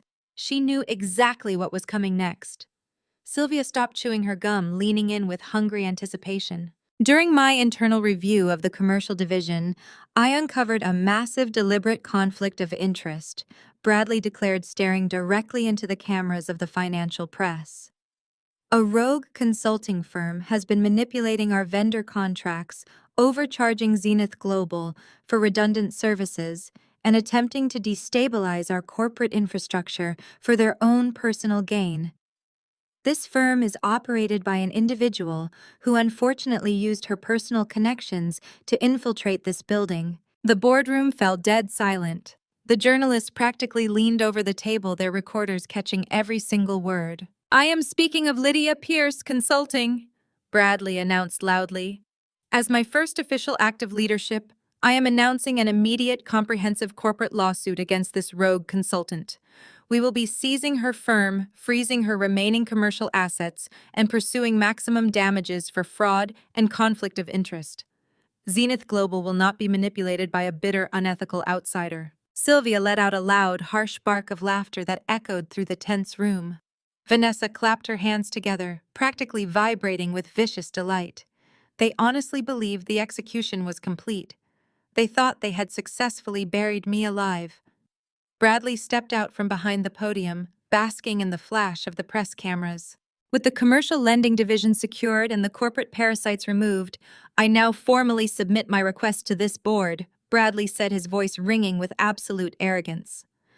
"I call for an immediate vote. I ask the board to officially confirm my promotion to acting vice president of Zenith Global and authorize the immediate litigation against Lydia Pierce." He raised his right hand in the air, a smug, victorious smile plastered across his face, waiting for the inevitable chorus of approvals. He waited exactly 3 seconds. Boom!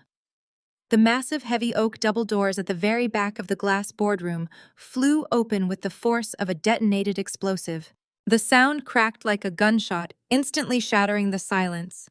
Every single head in the room, the executives, the journalists, Vanessa, Sylvia, and Bradley, snapped toward the back of the room. I stepped over the threshold. I was not wearing my usual modest consulting attire. I was wearing the $10,000 razor-sharp custom-tailored power suit that Chairman Maxwell's driver had handed me. It fit like a suit of armor. My posture was rigid, my expression was carved from absolute ice, and I radiated a level of unquestionable, terrifying authority that sucked the oxygen right out of the massive room. I was not alone. Flanking me on either side, marching in perfect synchronized lockstep, was a team of 6 elite stone-faced corporate litigators. Behind them walked Trey, holding his encrypted forensic tablet, his eyes locked onto Bradley like a predator tracking its prey. Bradley's raised hand slowly fell to his side. The color drained from his face, leaving his skin an ashen, sickly gray. His perfect, rehearsed victory smile dissolved into a mask of pure, unadulterated panic. My high heels clicked against the polished marble floor, a slow, methodical death march echoing through the paralyzed boardroom as I walked directly toward the podium. My high heels struck the polished marble floor of the Zenith Global boardroom, each sharp click echoing like a gavel striking wood. The 60-foot expanse between the heavy oak doors and the presenter's podium felt like an executioner's runway. The absolute paralysis of the room held for 5 agonizing seconds before the financial press broke the spell. Camera shutters began to fire in rapid succession, the blinding white flashes illuminating the shock on the faces of the senior executives seated around the massive table. My team of 6 elite litigators fanned out behind me in a flawless, intimidating V formation.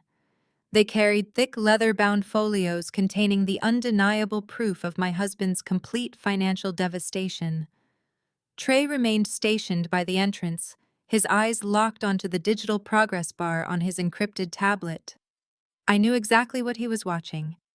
The forensic audit he had transmitted to the Securities and Exchange Commission and the FBI was currently landing in the private inboxes of every single board member present in this room.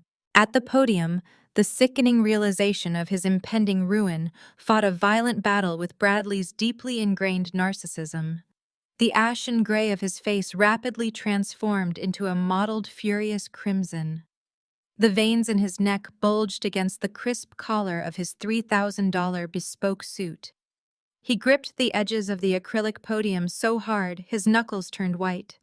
His brain simply refused to accept that the woman he had discarded in a cheap roadside motel less than 12 hours ago was now marching toward him with an army of corporate sharks. Bradley leaned into the microphone, his voice cracking with a mixture of panic and uncontrollable rage. Security.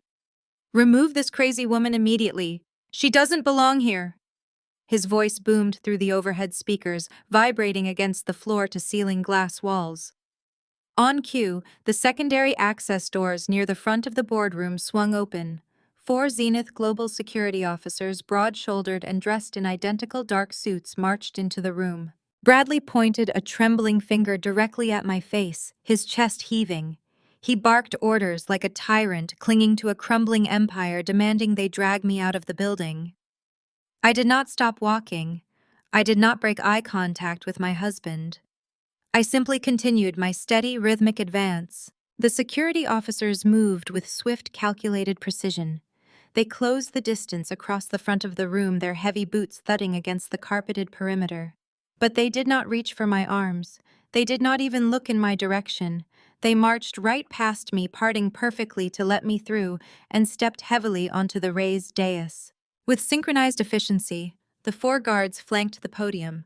2 stood directly to Bradley's left, and 2 stood to his right, effectively boxing him in. Bradley stopped shouting. He looked to his left, then to his right, his mouth opening and closing in mute, absolute confusion. He stared at the security guards, completely failing to comprehend why they were surrounding the incoming vice president instead of removing the intruder. Seeing her brother's glorious moment of triumph unraveling in front of the most powerful financial journalists in the city, Vanessa lost her mind.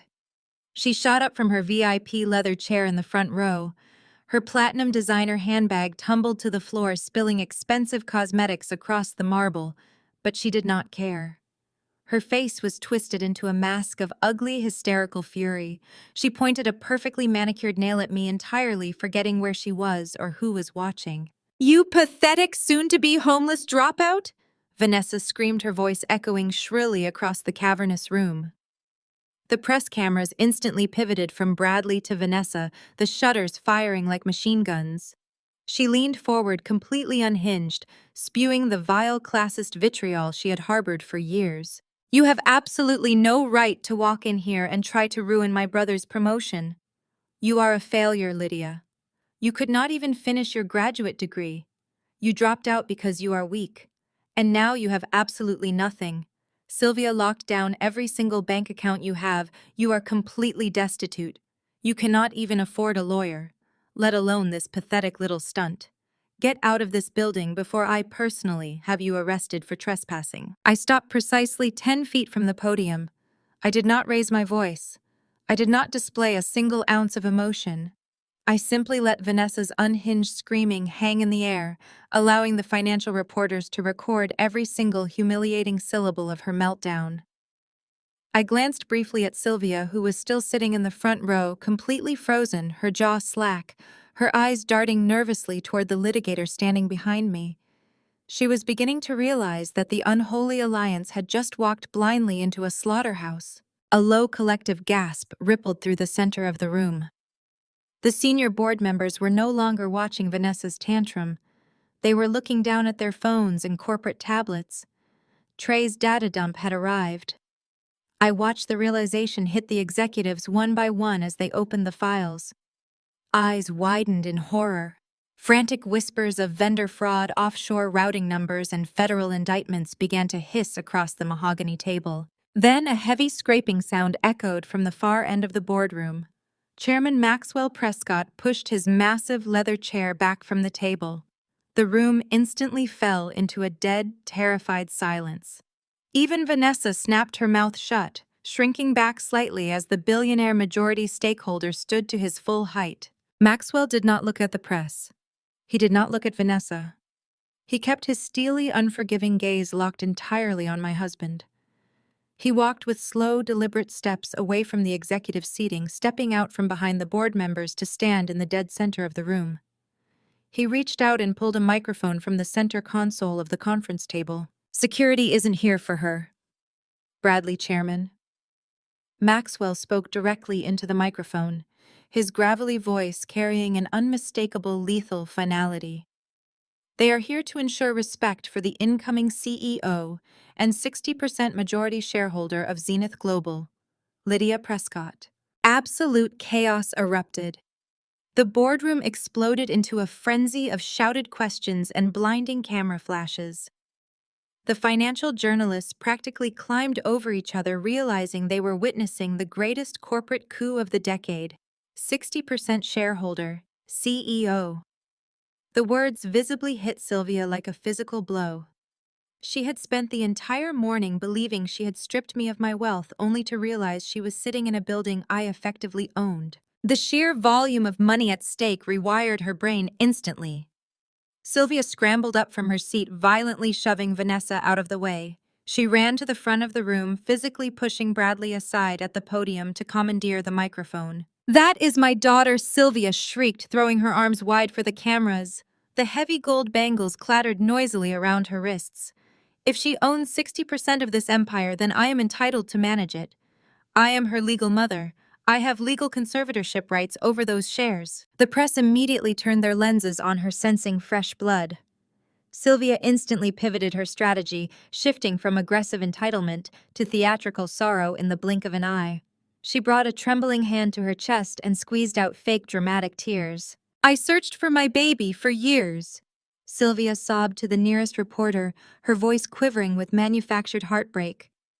"I was a young, struggling mother and I was forced away from her.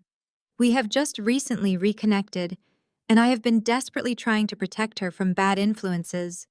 As her mother, I deserve a mother's share of this empire to ensure her assets are properly protected." I let her put on her show for exactly 30 seconds. I watched her weep and play the victim, manipulating the room just as she had manipulated Bradley. Then I pulled a small black remote from my pocket and aimed it at the digital wall behind the podium. I calmly pressed a single button. The massive high-resolution projector screen lit up completely, dwarfing Sylvia. Displayed for every journalist, executive, and shareholder to read was a scanned, heavily notarized legal document from 1999. I stepped up to the microphone, my voice slicing through Sylvia's fake sobs. "This is the contract you signed 25 years ago, Sylvia." I stated, my words ringing clear and cold across the silent room. I gestured to the massive screen. "You voluntarily surrendered all parental rights and any future claims to the estate in exchange for a one-time tax-free payout of $1 million. You did not search for me. You sold me." Sylvia froze, the fake tears drying instantly on her face as she stared at her own signature projected in 10-foot-tall letters. "Legally, to me, you are a complete stranger." I continued, my gaze locking onto her terrified eyes. "Which means the emergency family court injunction you filed yesterday was completely fraudulent. And as of 10 minutes ago, my legal team officially flagged that injunction as felony perjury." The massive digital screen behind the podium glowed with undeniable truth. The blown-up image of Sylvia's signature, dated 25 years ago, burned like a neon sign broadcasting her ultimate sin. The journalists in the room pounced on the revelation, shouting rapid-fire questions about the $1 million payout and her sudden fraudulent attempt to claim a mother's love. Stripped of her leverage and her lies, Sylvia physically crumbled. Her knees gave out. She sank heavily into the front-row leather chair, her hands covering her face. The heavy gold bangles on her wrists clattered together, a hollow metallic sound that signaled her absolute defeat. She realized the money was gone. She realized she had perjured herself in a federal court filing. She shrank into the seat, trying to become invisible to the flashing cameras. At the podium, Bradley watched his mother-in-law collapse. The realization of his impending ruin fought a violent battle with his deeply ingrained narcissism. The security guards still boxed him in, blocking any avenue of escape. He looked out at the sea of angry board members and hungry journalists. He needed a lifeline. He needed a way to salvage his crumbling empire. Desperation forced him to pivot to the only weapon he thought he still possessed. "This is a gross misrepresentation of the facts," Bradley suddenly shouted, adjusting his suit jacket in a frantic attempt to look authoritative. He forced a sickeningly artificial smile onto his face and looked directly at me. "Lydia is my wife. We are legally married. We operate as a single unit." A collective groan of disgust rippled through the room.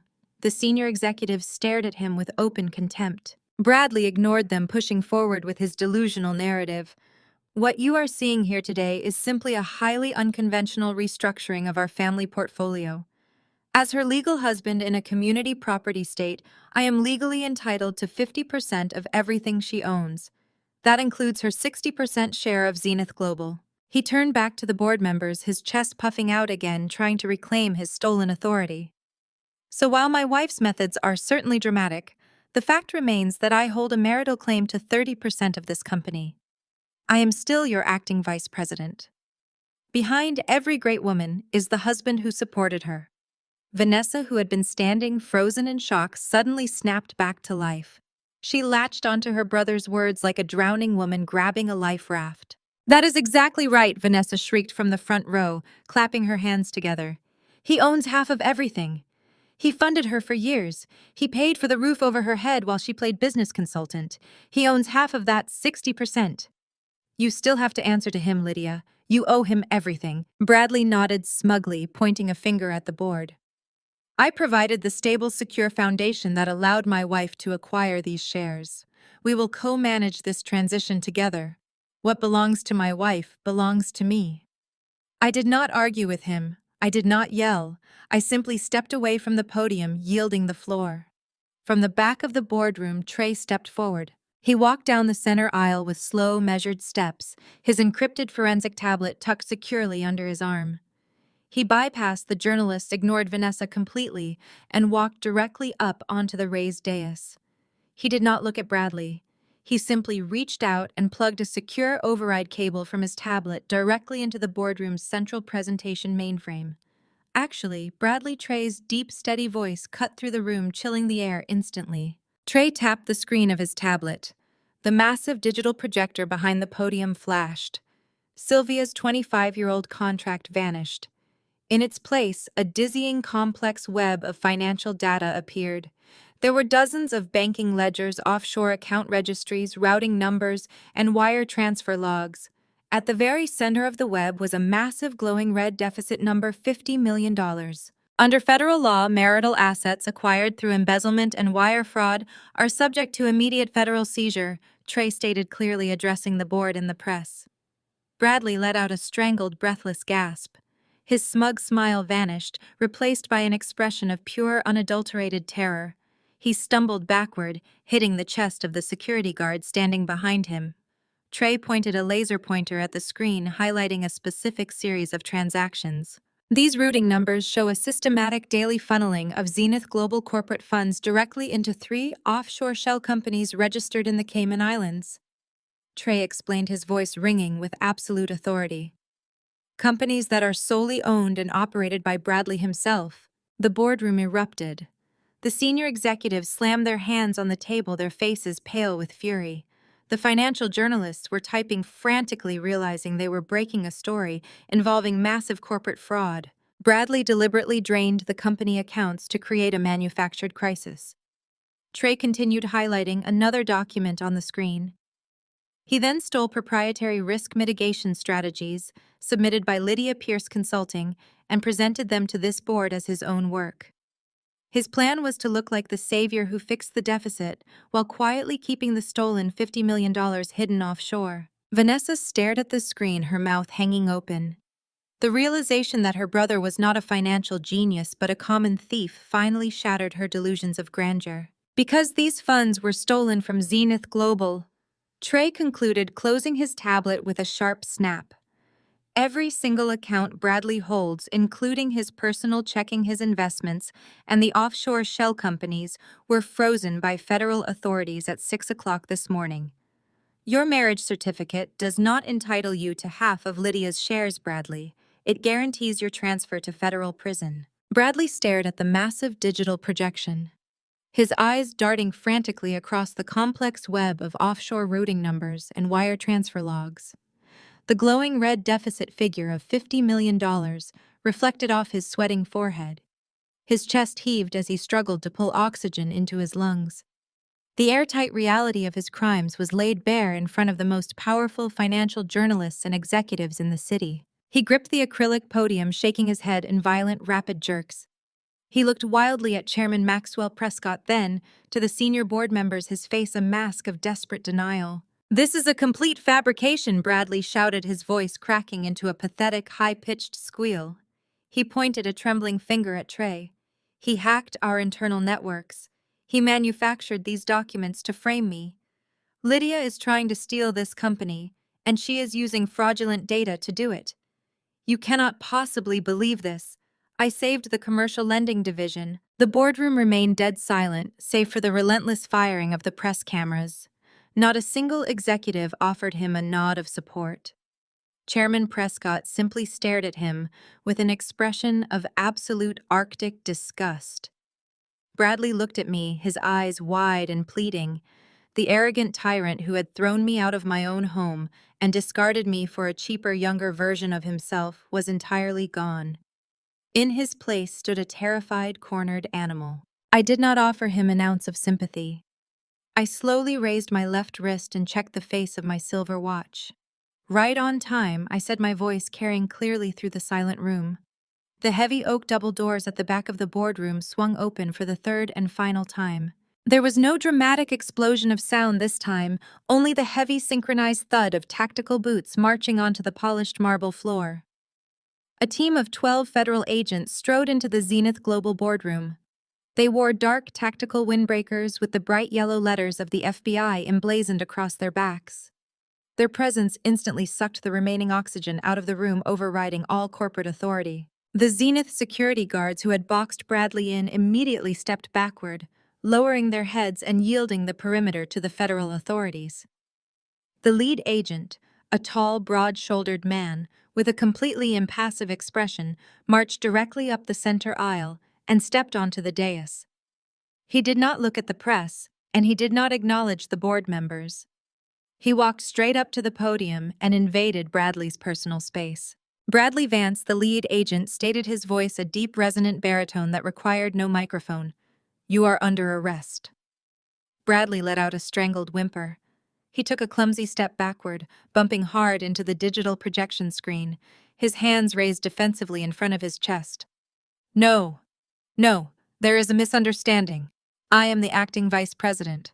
I demand to speak to my corporate counsel." The lead agent grabbed Bradley's right wrist, twisting it sharply behind his back with practiced mechanical efficiency. "You have the right to remain silent." The agent recited, his voice completely devoid of emotion, as he grabbed Bradley's left arm and forced it backward. "Anything you say can and will be used against you in a court of law. You have the right to an attorney. If you cannot afford an attorney, one will be provided for you." The sharp metallic click of heavy steel handcuffs locking around Bradley's wrists echoed through the cavernous boardroom.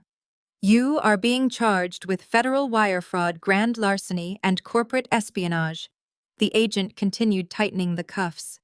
"We have secured warrants for your offshore accounts in the Cayman Islands, and your domestic assets have been seized by the federal government." Bradley collapsed to his knees, his expensive custom suit tearing at the seam. He sobbed openly, begging the board members to help him, begging the federal agents to listen to him. The press surged forward, capturing every pathetic, humiliating angle of his arrest. While the cameras were focused entirely on Bradley's breakdown, Vanessa realized the reign of the Vance family had officially ended. She abandoned her brother instantly. She slowly backed away from her VIP leather chair, keeping her head down. She slipped off her high heels, leaving them on the marble floor, so she could move silently. She clutched her platinum designer handbag to her chest and edged quietly toward the secondary exit doors near the side of the boardroom, hoping to disappear into the corporate labyrinth and escape the fallout. She reached her hand out toward the brass door handle. A female FBI agent stepped out from the shadows of the hallway, physically blocking the exit. Vanessa gasped, stumbling backward on her bare feet. She tried to force a charming, innocent smile, but her face was pale and twitching with panic. "Excuse me, I am not an employee here. I am just a guest. I need to leave." The agent did not move. She reached into her jacket and pulled out a thick, legal envelope. "Vanessa Vance," the agent said sharply, "I am serving you with a federal asset seizure notice." Vanessa stared at the envelope as if it were a venomous snake. "What?" "No, I have absolutely nothing to do with Zenith Global. I do not work here. You have no right to hold me. Your brother routed stolen corporate funds directly into your personal accounts over the last 3 years," the agent explained, shoving the envelope against Vanessa's chest. Under federal asset forfeiture laws, any property acquired with embezzled funds is subject to immediate seizure. That includes your bank accounts, your vehicle parked in the VIP garage downstairs, the diamond jewelry you are currently wearing, and the designer handbag you are holding. Vanessa looked down at her platinum bag, her eyes widening in pure horror. The life of luxury she had bragged about, the elite status she had rubbed in my face, was entirely funded by stolen money. "Hand over the bag and remove the jewelry," Ms. Vance, the agent ordered, extending an open hand. "They are now federal evidence." Vanessa let out a guttural, furious scream. She clutched the bag tighter, looking around the room for anyone to save her, but there was no one left. Bradley was being hauled to his feet by 2 federal agents, his face slick with tears and sweat. On the opposite side of the room, Sylvia remained slumped in her chair. She had watched her son get arrested and her daughter get stripped of her wealth in a matter of minutes. She kept her eyes glued to the floor, terrified that any sudden movement would draw the attention of the federal agents. She honestly believed that by staying perfectly still, she could survive the massacre. A man in a plain gray suit broke away from the FBI team and stopped directly in front of Sylvia's chair. Sylvia slowly looked up, her heavy gold bangles clinking as her hands trembled. She tried to deploy her theatrical mother routine one last time. "I am a victim here," she whispered, her voice shaking genuinely this time. "I did not know what my son was doing. I was just trying to protect my daughter." The man did not show an ounce of sympathy. He reached into his briefcase and pulled out a manila envelope. "Sylvia Vance. I am an investigator with the Internal Revenue Service," the man stated, his voice cutting through the noise of the boardroom. "I am serving you with a federal summons." Sylvia stared at the envelope, her breathing becoming shallow and ragged. "Summons? For what?" "I file my taxes every year. We recently acquired a notarized contract from 1999, detailing a $1 million payout you received in exchange for surrendering your parental rights," the IRS agent explained smoothly. "A cross-reference of your federal tax returns from that decade shows that you failed to declare that $1 million payout as taxable income. You have spent the last 25 years evading federal taxes on those funds. Combined with the compounding interest and the felony evasion penalties, your current debt to the federal government exceeds $4 million. Sylvia's jaw dropped. The fake tears were gone, replaced by a suffocating, paralyzing dread. The contract I had projected on the screen to destroy her motherly facade had just handed the IRS the exact proof they needed to send her to federal prison. "You are ordered to appear in federal tax court next Monday," the agent concluded, dropping the envelope directly into her lap. "Do not attempt to leave the state." I stood at the center of the dais, the undisputed 60% majority shareholder of Zenith Global, and watched the federal agents escort Bradley, Vanessa, and Sylvia out of the boardroom. They had walked into this building expecting to bury me. Instead, they were leaving in handcuffs, stripped of their stolen wealth, and facing decades behind bars. Chairman Maxwell Prescott stepped up beside me. He looked at the empty podium, then turned to the stunned board of executives. "Now that the garbage has been taken out," Maxwell said, his voice echoing with absolute authority, "I believe it is time to formally welcome our new chief executive officer." The morning sunlight poured through the floor-to-ceiling windows of the CEO suite on the 50th floor of Zenith Global. I sat behind the massive mahogany desk, the same desk Chairman Maxwell Prescott had officially turned over to me just 24 hours ago.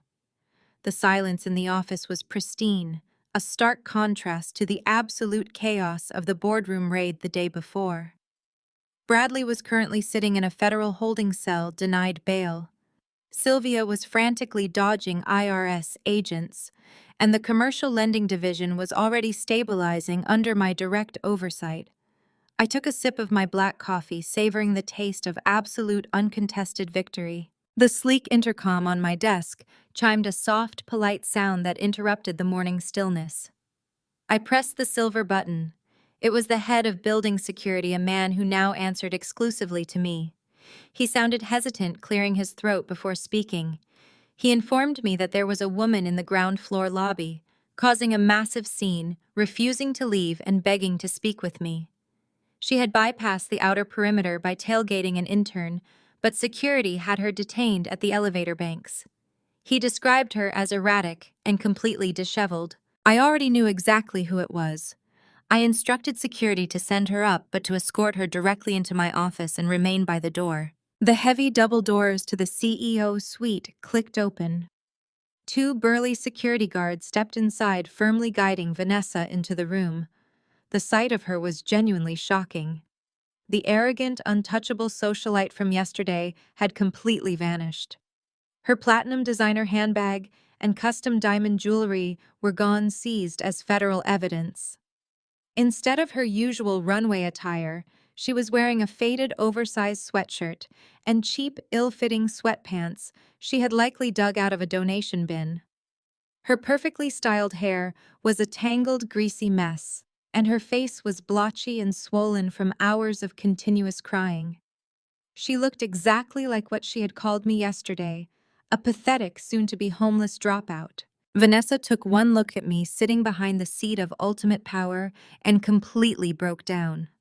She shoved past the security guards and ran toward my desk, her cheap sneakers squeaking against the polished hardwood floor.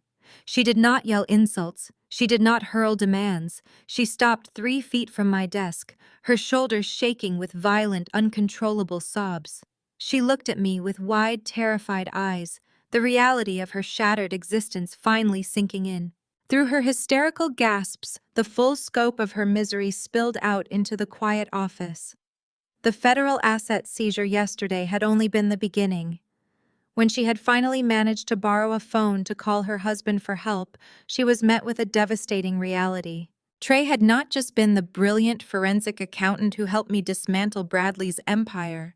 He had been a double agent living right inside the Vance family. Sickened by their endless corruption and Vanessa's vicious entitlement, Trey had quietly filed for divorce early yesterday morning, executing a flawless legal separation of his clean personal assets from her fraudulent ones. He had taken full custody of his own finances, blocked her number, and left her entirely alone to face the federal fallout. Vanessa wept, wiping her running nose on the sleeve of her cheap sweatshirt. She explained that she had absolutely nothing left. The federal government had locked down her trust funds, seized her luxury vehicles, and frozen her credit cards. Furthermore, because her accounts were deeply intertwined with Bradley's embezzled funds, she was now legally liable for a mountain of crushing corporate debt. Debt that was currently owned and managed by Zenith Global. Debt that I now personally controlled. She was completely destitute, entirely cut off from the society she had worshipped and drowning in financial ruin. The ultimate humiliation came next. Vanessa, the woman who had proudly cheered for my destruction, dropped directly to her knees. The dull thud of her knees hitting the floor echoed through the spacious office. She crawled forward, pressing her hands against the edge of my mahogany desk, looking up at me with a pathetic, desperate pleading. She begged for a loan. She begged for me to release just one of her minor accounts, just enough to afford a lawyer or a decent hotel room. She swore she had changed. She clasped her hands together in prayer, tears streaming down her blotchy cheeks, promising that she would be the best sister-in-law in the world. She promised she would do whatever I wanted, serve me in any capacity, if I would just show her a fraction of the mercy her family had completely denied me. I sat perfectly still, letting her desperate, hollow promises hang in the air. I did not feel a single ounce of pity. I looked down at the woman kneeling on my floor, stripping away the last remnants of her dignity for a handout. I slowly reached into the top drawer of my desk. I did not pull out a checkbook. I did not pull out a legal pardon. I pulled out a single crisp piece of white paper. I placed it flat on the polished mahogany and slid it across the desk until it stopped right in front of her tear-stained face. "I will not give you a loan, Vanessa," I said, my voice cold, steady, and completely devoid of emotion. "But I do believe in honest work." She stared down at the paper, her eyes scanning the bold black text. "Here is an application for an entry-level janitorial position in the sub-basement of this building," I stated, leaning forward to lock eyes with her. "It pays minimum wage. Take it or leave it." The heavy rhythmic drumming of the Seattle rain against the taut fabric of black umbrellas provided a fitting soundtrack for the afternoon. The air smelled of damp pine needles, wet granite, and the sharp chill of the Pacific Northwest. Standing before the towering marble headstone, I felt the suffocating weight that had crushed my chest for years finally evaporate into the gray mist. The cemetery was vast and entirely silent, a stark, peaceful contrast to the vicious corporate warfare that had consumed my life over the past 72 hours. I stood completely still, staring at the engraved gold letters of my father's name. I had not visited this spot since the day we buried him, unable to face his memory, while the company he bled to build was being actively cannibalized by the people who had manipulated his final years. Sylvia had poisoned his legacy, and Bradley had nearly bankrupted his vision. But they had failed. I traced my gloved fingers over the cold, wet marble. I had not just taken Zenith Global back. I had cleansed it of the parasites. The empire was safe, and the monsters who had tormented me were either sitting in federal holding cells or scrubbing sub-basement floors for minimum wage. Chairman Maxwell Prescott stood to my right. Despite the biting wind and the relentless downpour, the billionaire majority stakeholder looked entirely at peace, an immovable pillar of the old corporate guard. He reached inside his tailored dark cashmere overcoat and pulled out a thick leather-bound folio encased in a waterproof protective sleeve. He did not hand it to me immediately. He held the object with a profound reverence, treating it like a sacred relic. "When your father first approached me with the concept for Zenith Global," Maxwell began, his gravelly voice cutting cleanly through the sound of the rain.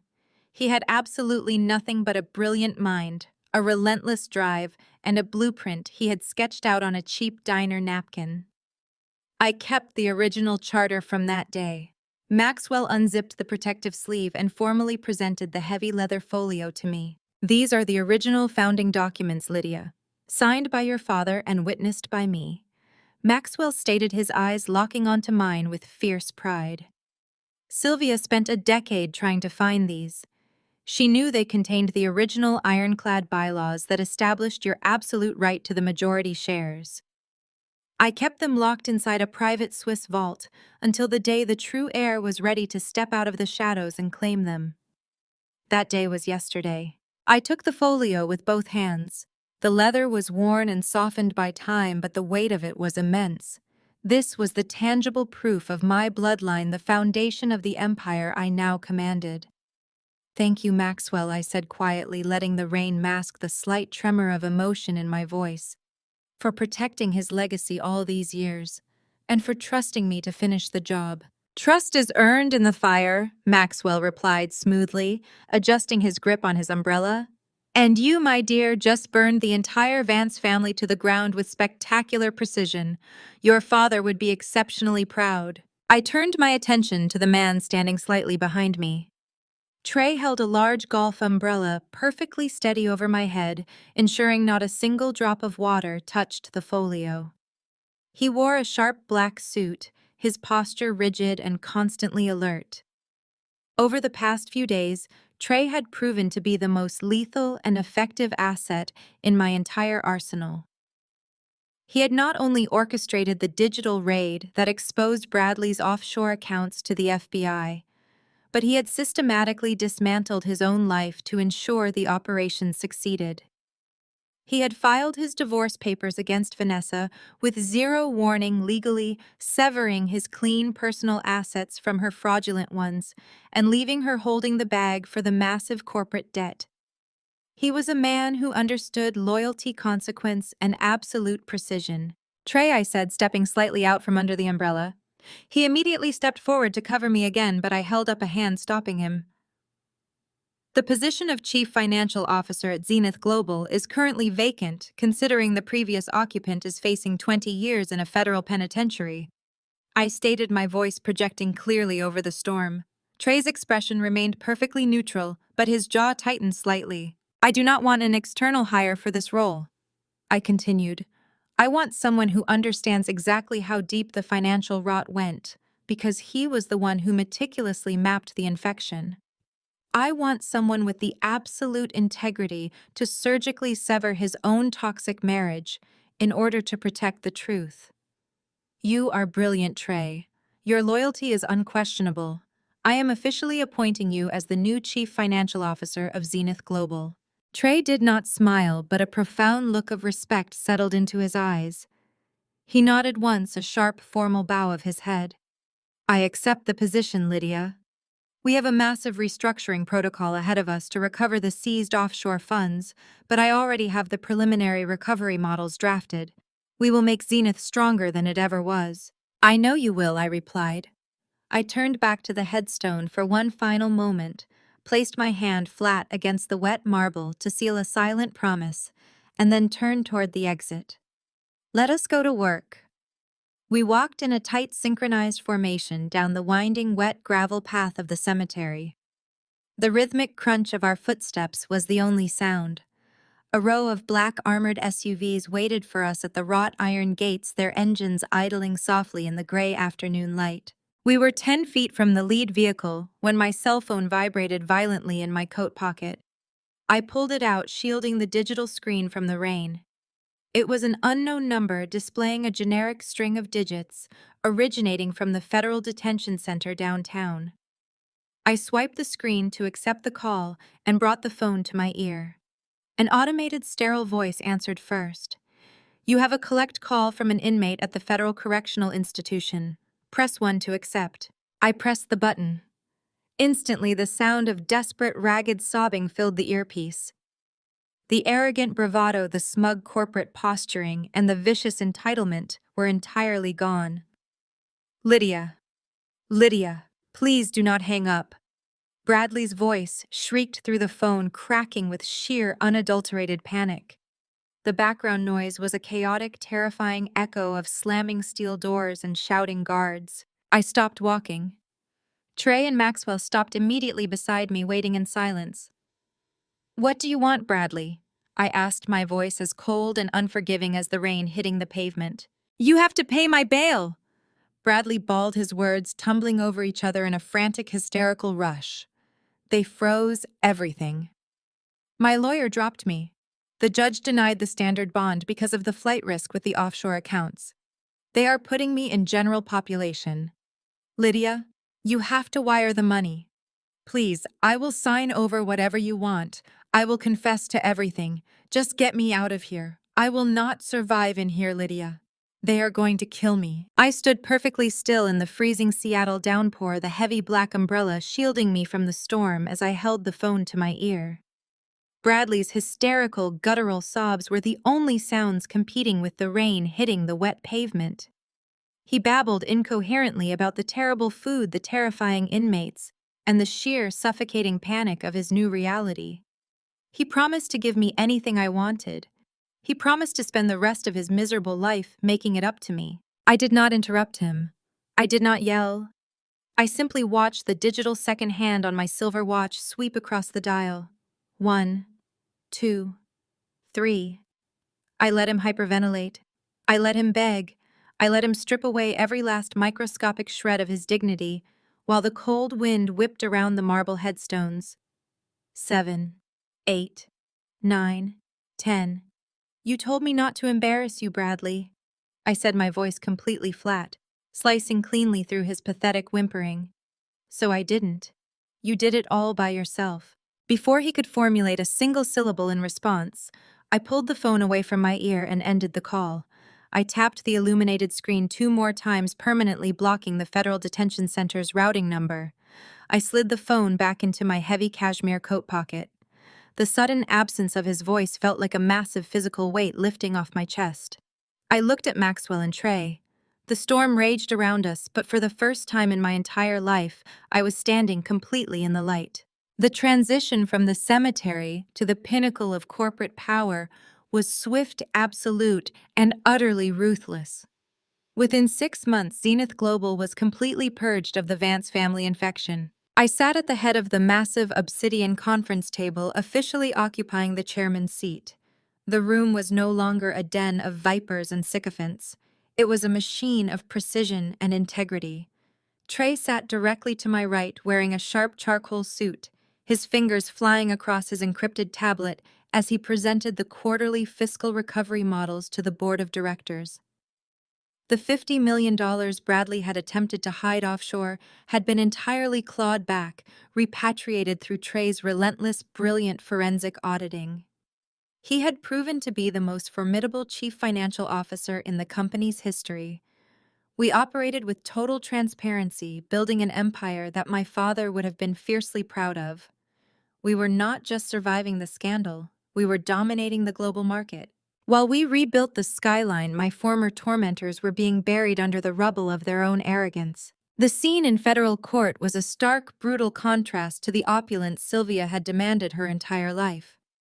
She stood before a no-nonsense federal judge, her posture completely broken. The heavy gold bangles, the tailored silk suits, and the expensive salon blowouts were entirely gone. In their place was the drab, shapeless reality of a defendant facing catastrophic ruin. Her face was pale, devoid of makeup, and lined with genuine terror. The IRS had not offered a plea deal. They had pursued maximum penalties for 25 years of deliberate malicious tax evasion. The wooden gavel struck the sound block with a sharp, lethal crack. Sylvia flinched, closing her eyes as the judge handed down a crushing federal prison sentence. She had sold her own daughter for $1 million, and in the end, that exact payout became the irrefutable evidence that locked her inside a concrete cell. But perhaps the most poetic justice was playing out directly beneath my feet. Deep in the subterranean levels of the Zenith Global Tower, far away from the natural sunlight of the executive suites, Vanessa was learning the true value of $1. The harsh, buzzing fluorescent lights illuminated the endless concrete corridors of the sub-basement. Vanessa wore a stiff gray polyester janitorial uniform. Her hands, once adorned with platinum rings and weekly designer manicures, were raw, calloused, and blistered from harsh chemical cleaners. She leaned her entire body weight against a heavy industrial mop cart, her cheap rubber boots squeaking against the wet linoleum as she pushed it down the hallway. She had begged me for a lifeline, and I had given her a job. Every night she scrubbed the floors of the empire she had tried to steal from me. She emptied the trash cans of the executives she had once considered beneath her. She earned the federal minimum wage, and every single paycheck was immediately garnished by the courts to pay off the massive mountain of corporate debt she had inherited from Bradley's fraudulent schemes. She was trapped in a prison of her own making, forced to scrub the foundation of my legacy for the rest of her working life. I sat back in my leather office chair, turning away from the panoramic view of the Seattle skyline to face the camera directly. Sometimes the most lethal response to a betrayal isn't a scream or a fight. I said, my voice, calm, steady, and sharp, with hard-earned wisdom. It is stepping back into the shadows and letting them dig their own graves. Have you ever stayed perfectly silent while a toxic family member destroyed their own life? Tell me your story in the comments below. And if you enjoyed watching karma do its job, do not forget to like and subscribe. In crafting compelling narratives of family conflict, the profound lesson isn't just about the mechanics of sweet revenge, it's about the raw resilience of self-worth. When a protagonist breaks free from toxic roles assigned by her own relatives, she proves that external validation is absolutely meaningless compared to inner strength. The true moral resolution comes when she stops fighting for a seat at a table that disdains her and instead quietly builds her own empire. This journey, from scapegoat to empowered architect of her own destiny, is universally inspiring. Share a time you reclaimed your power, and please comment down below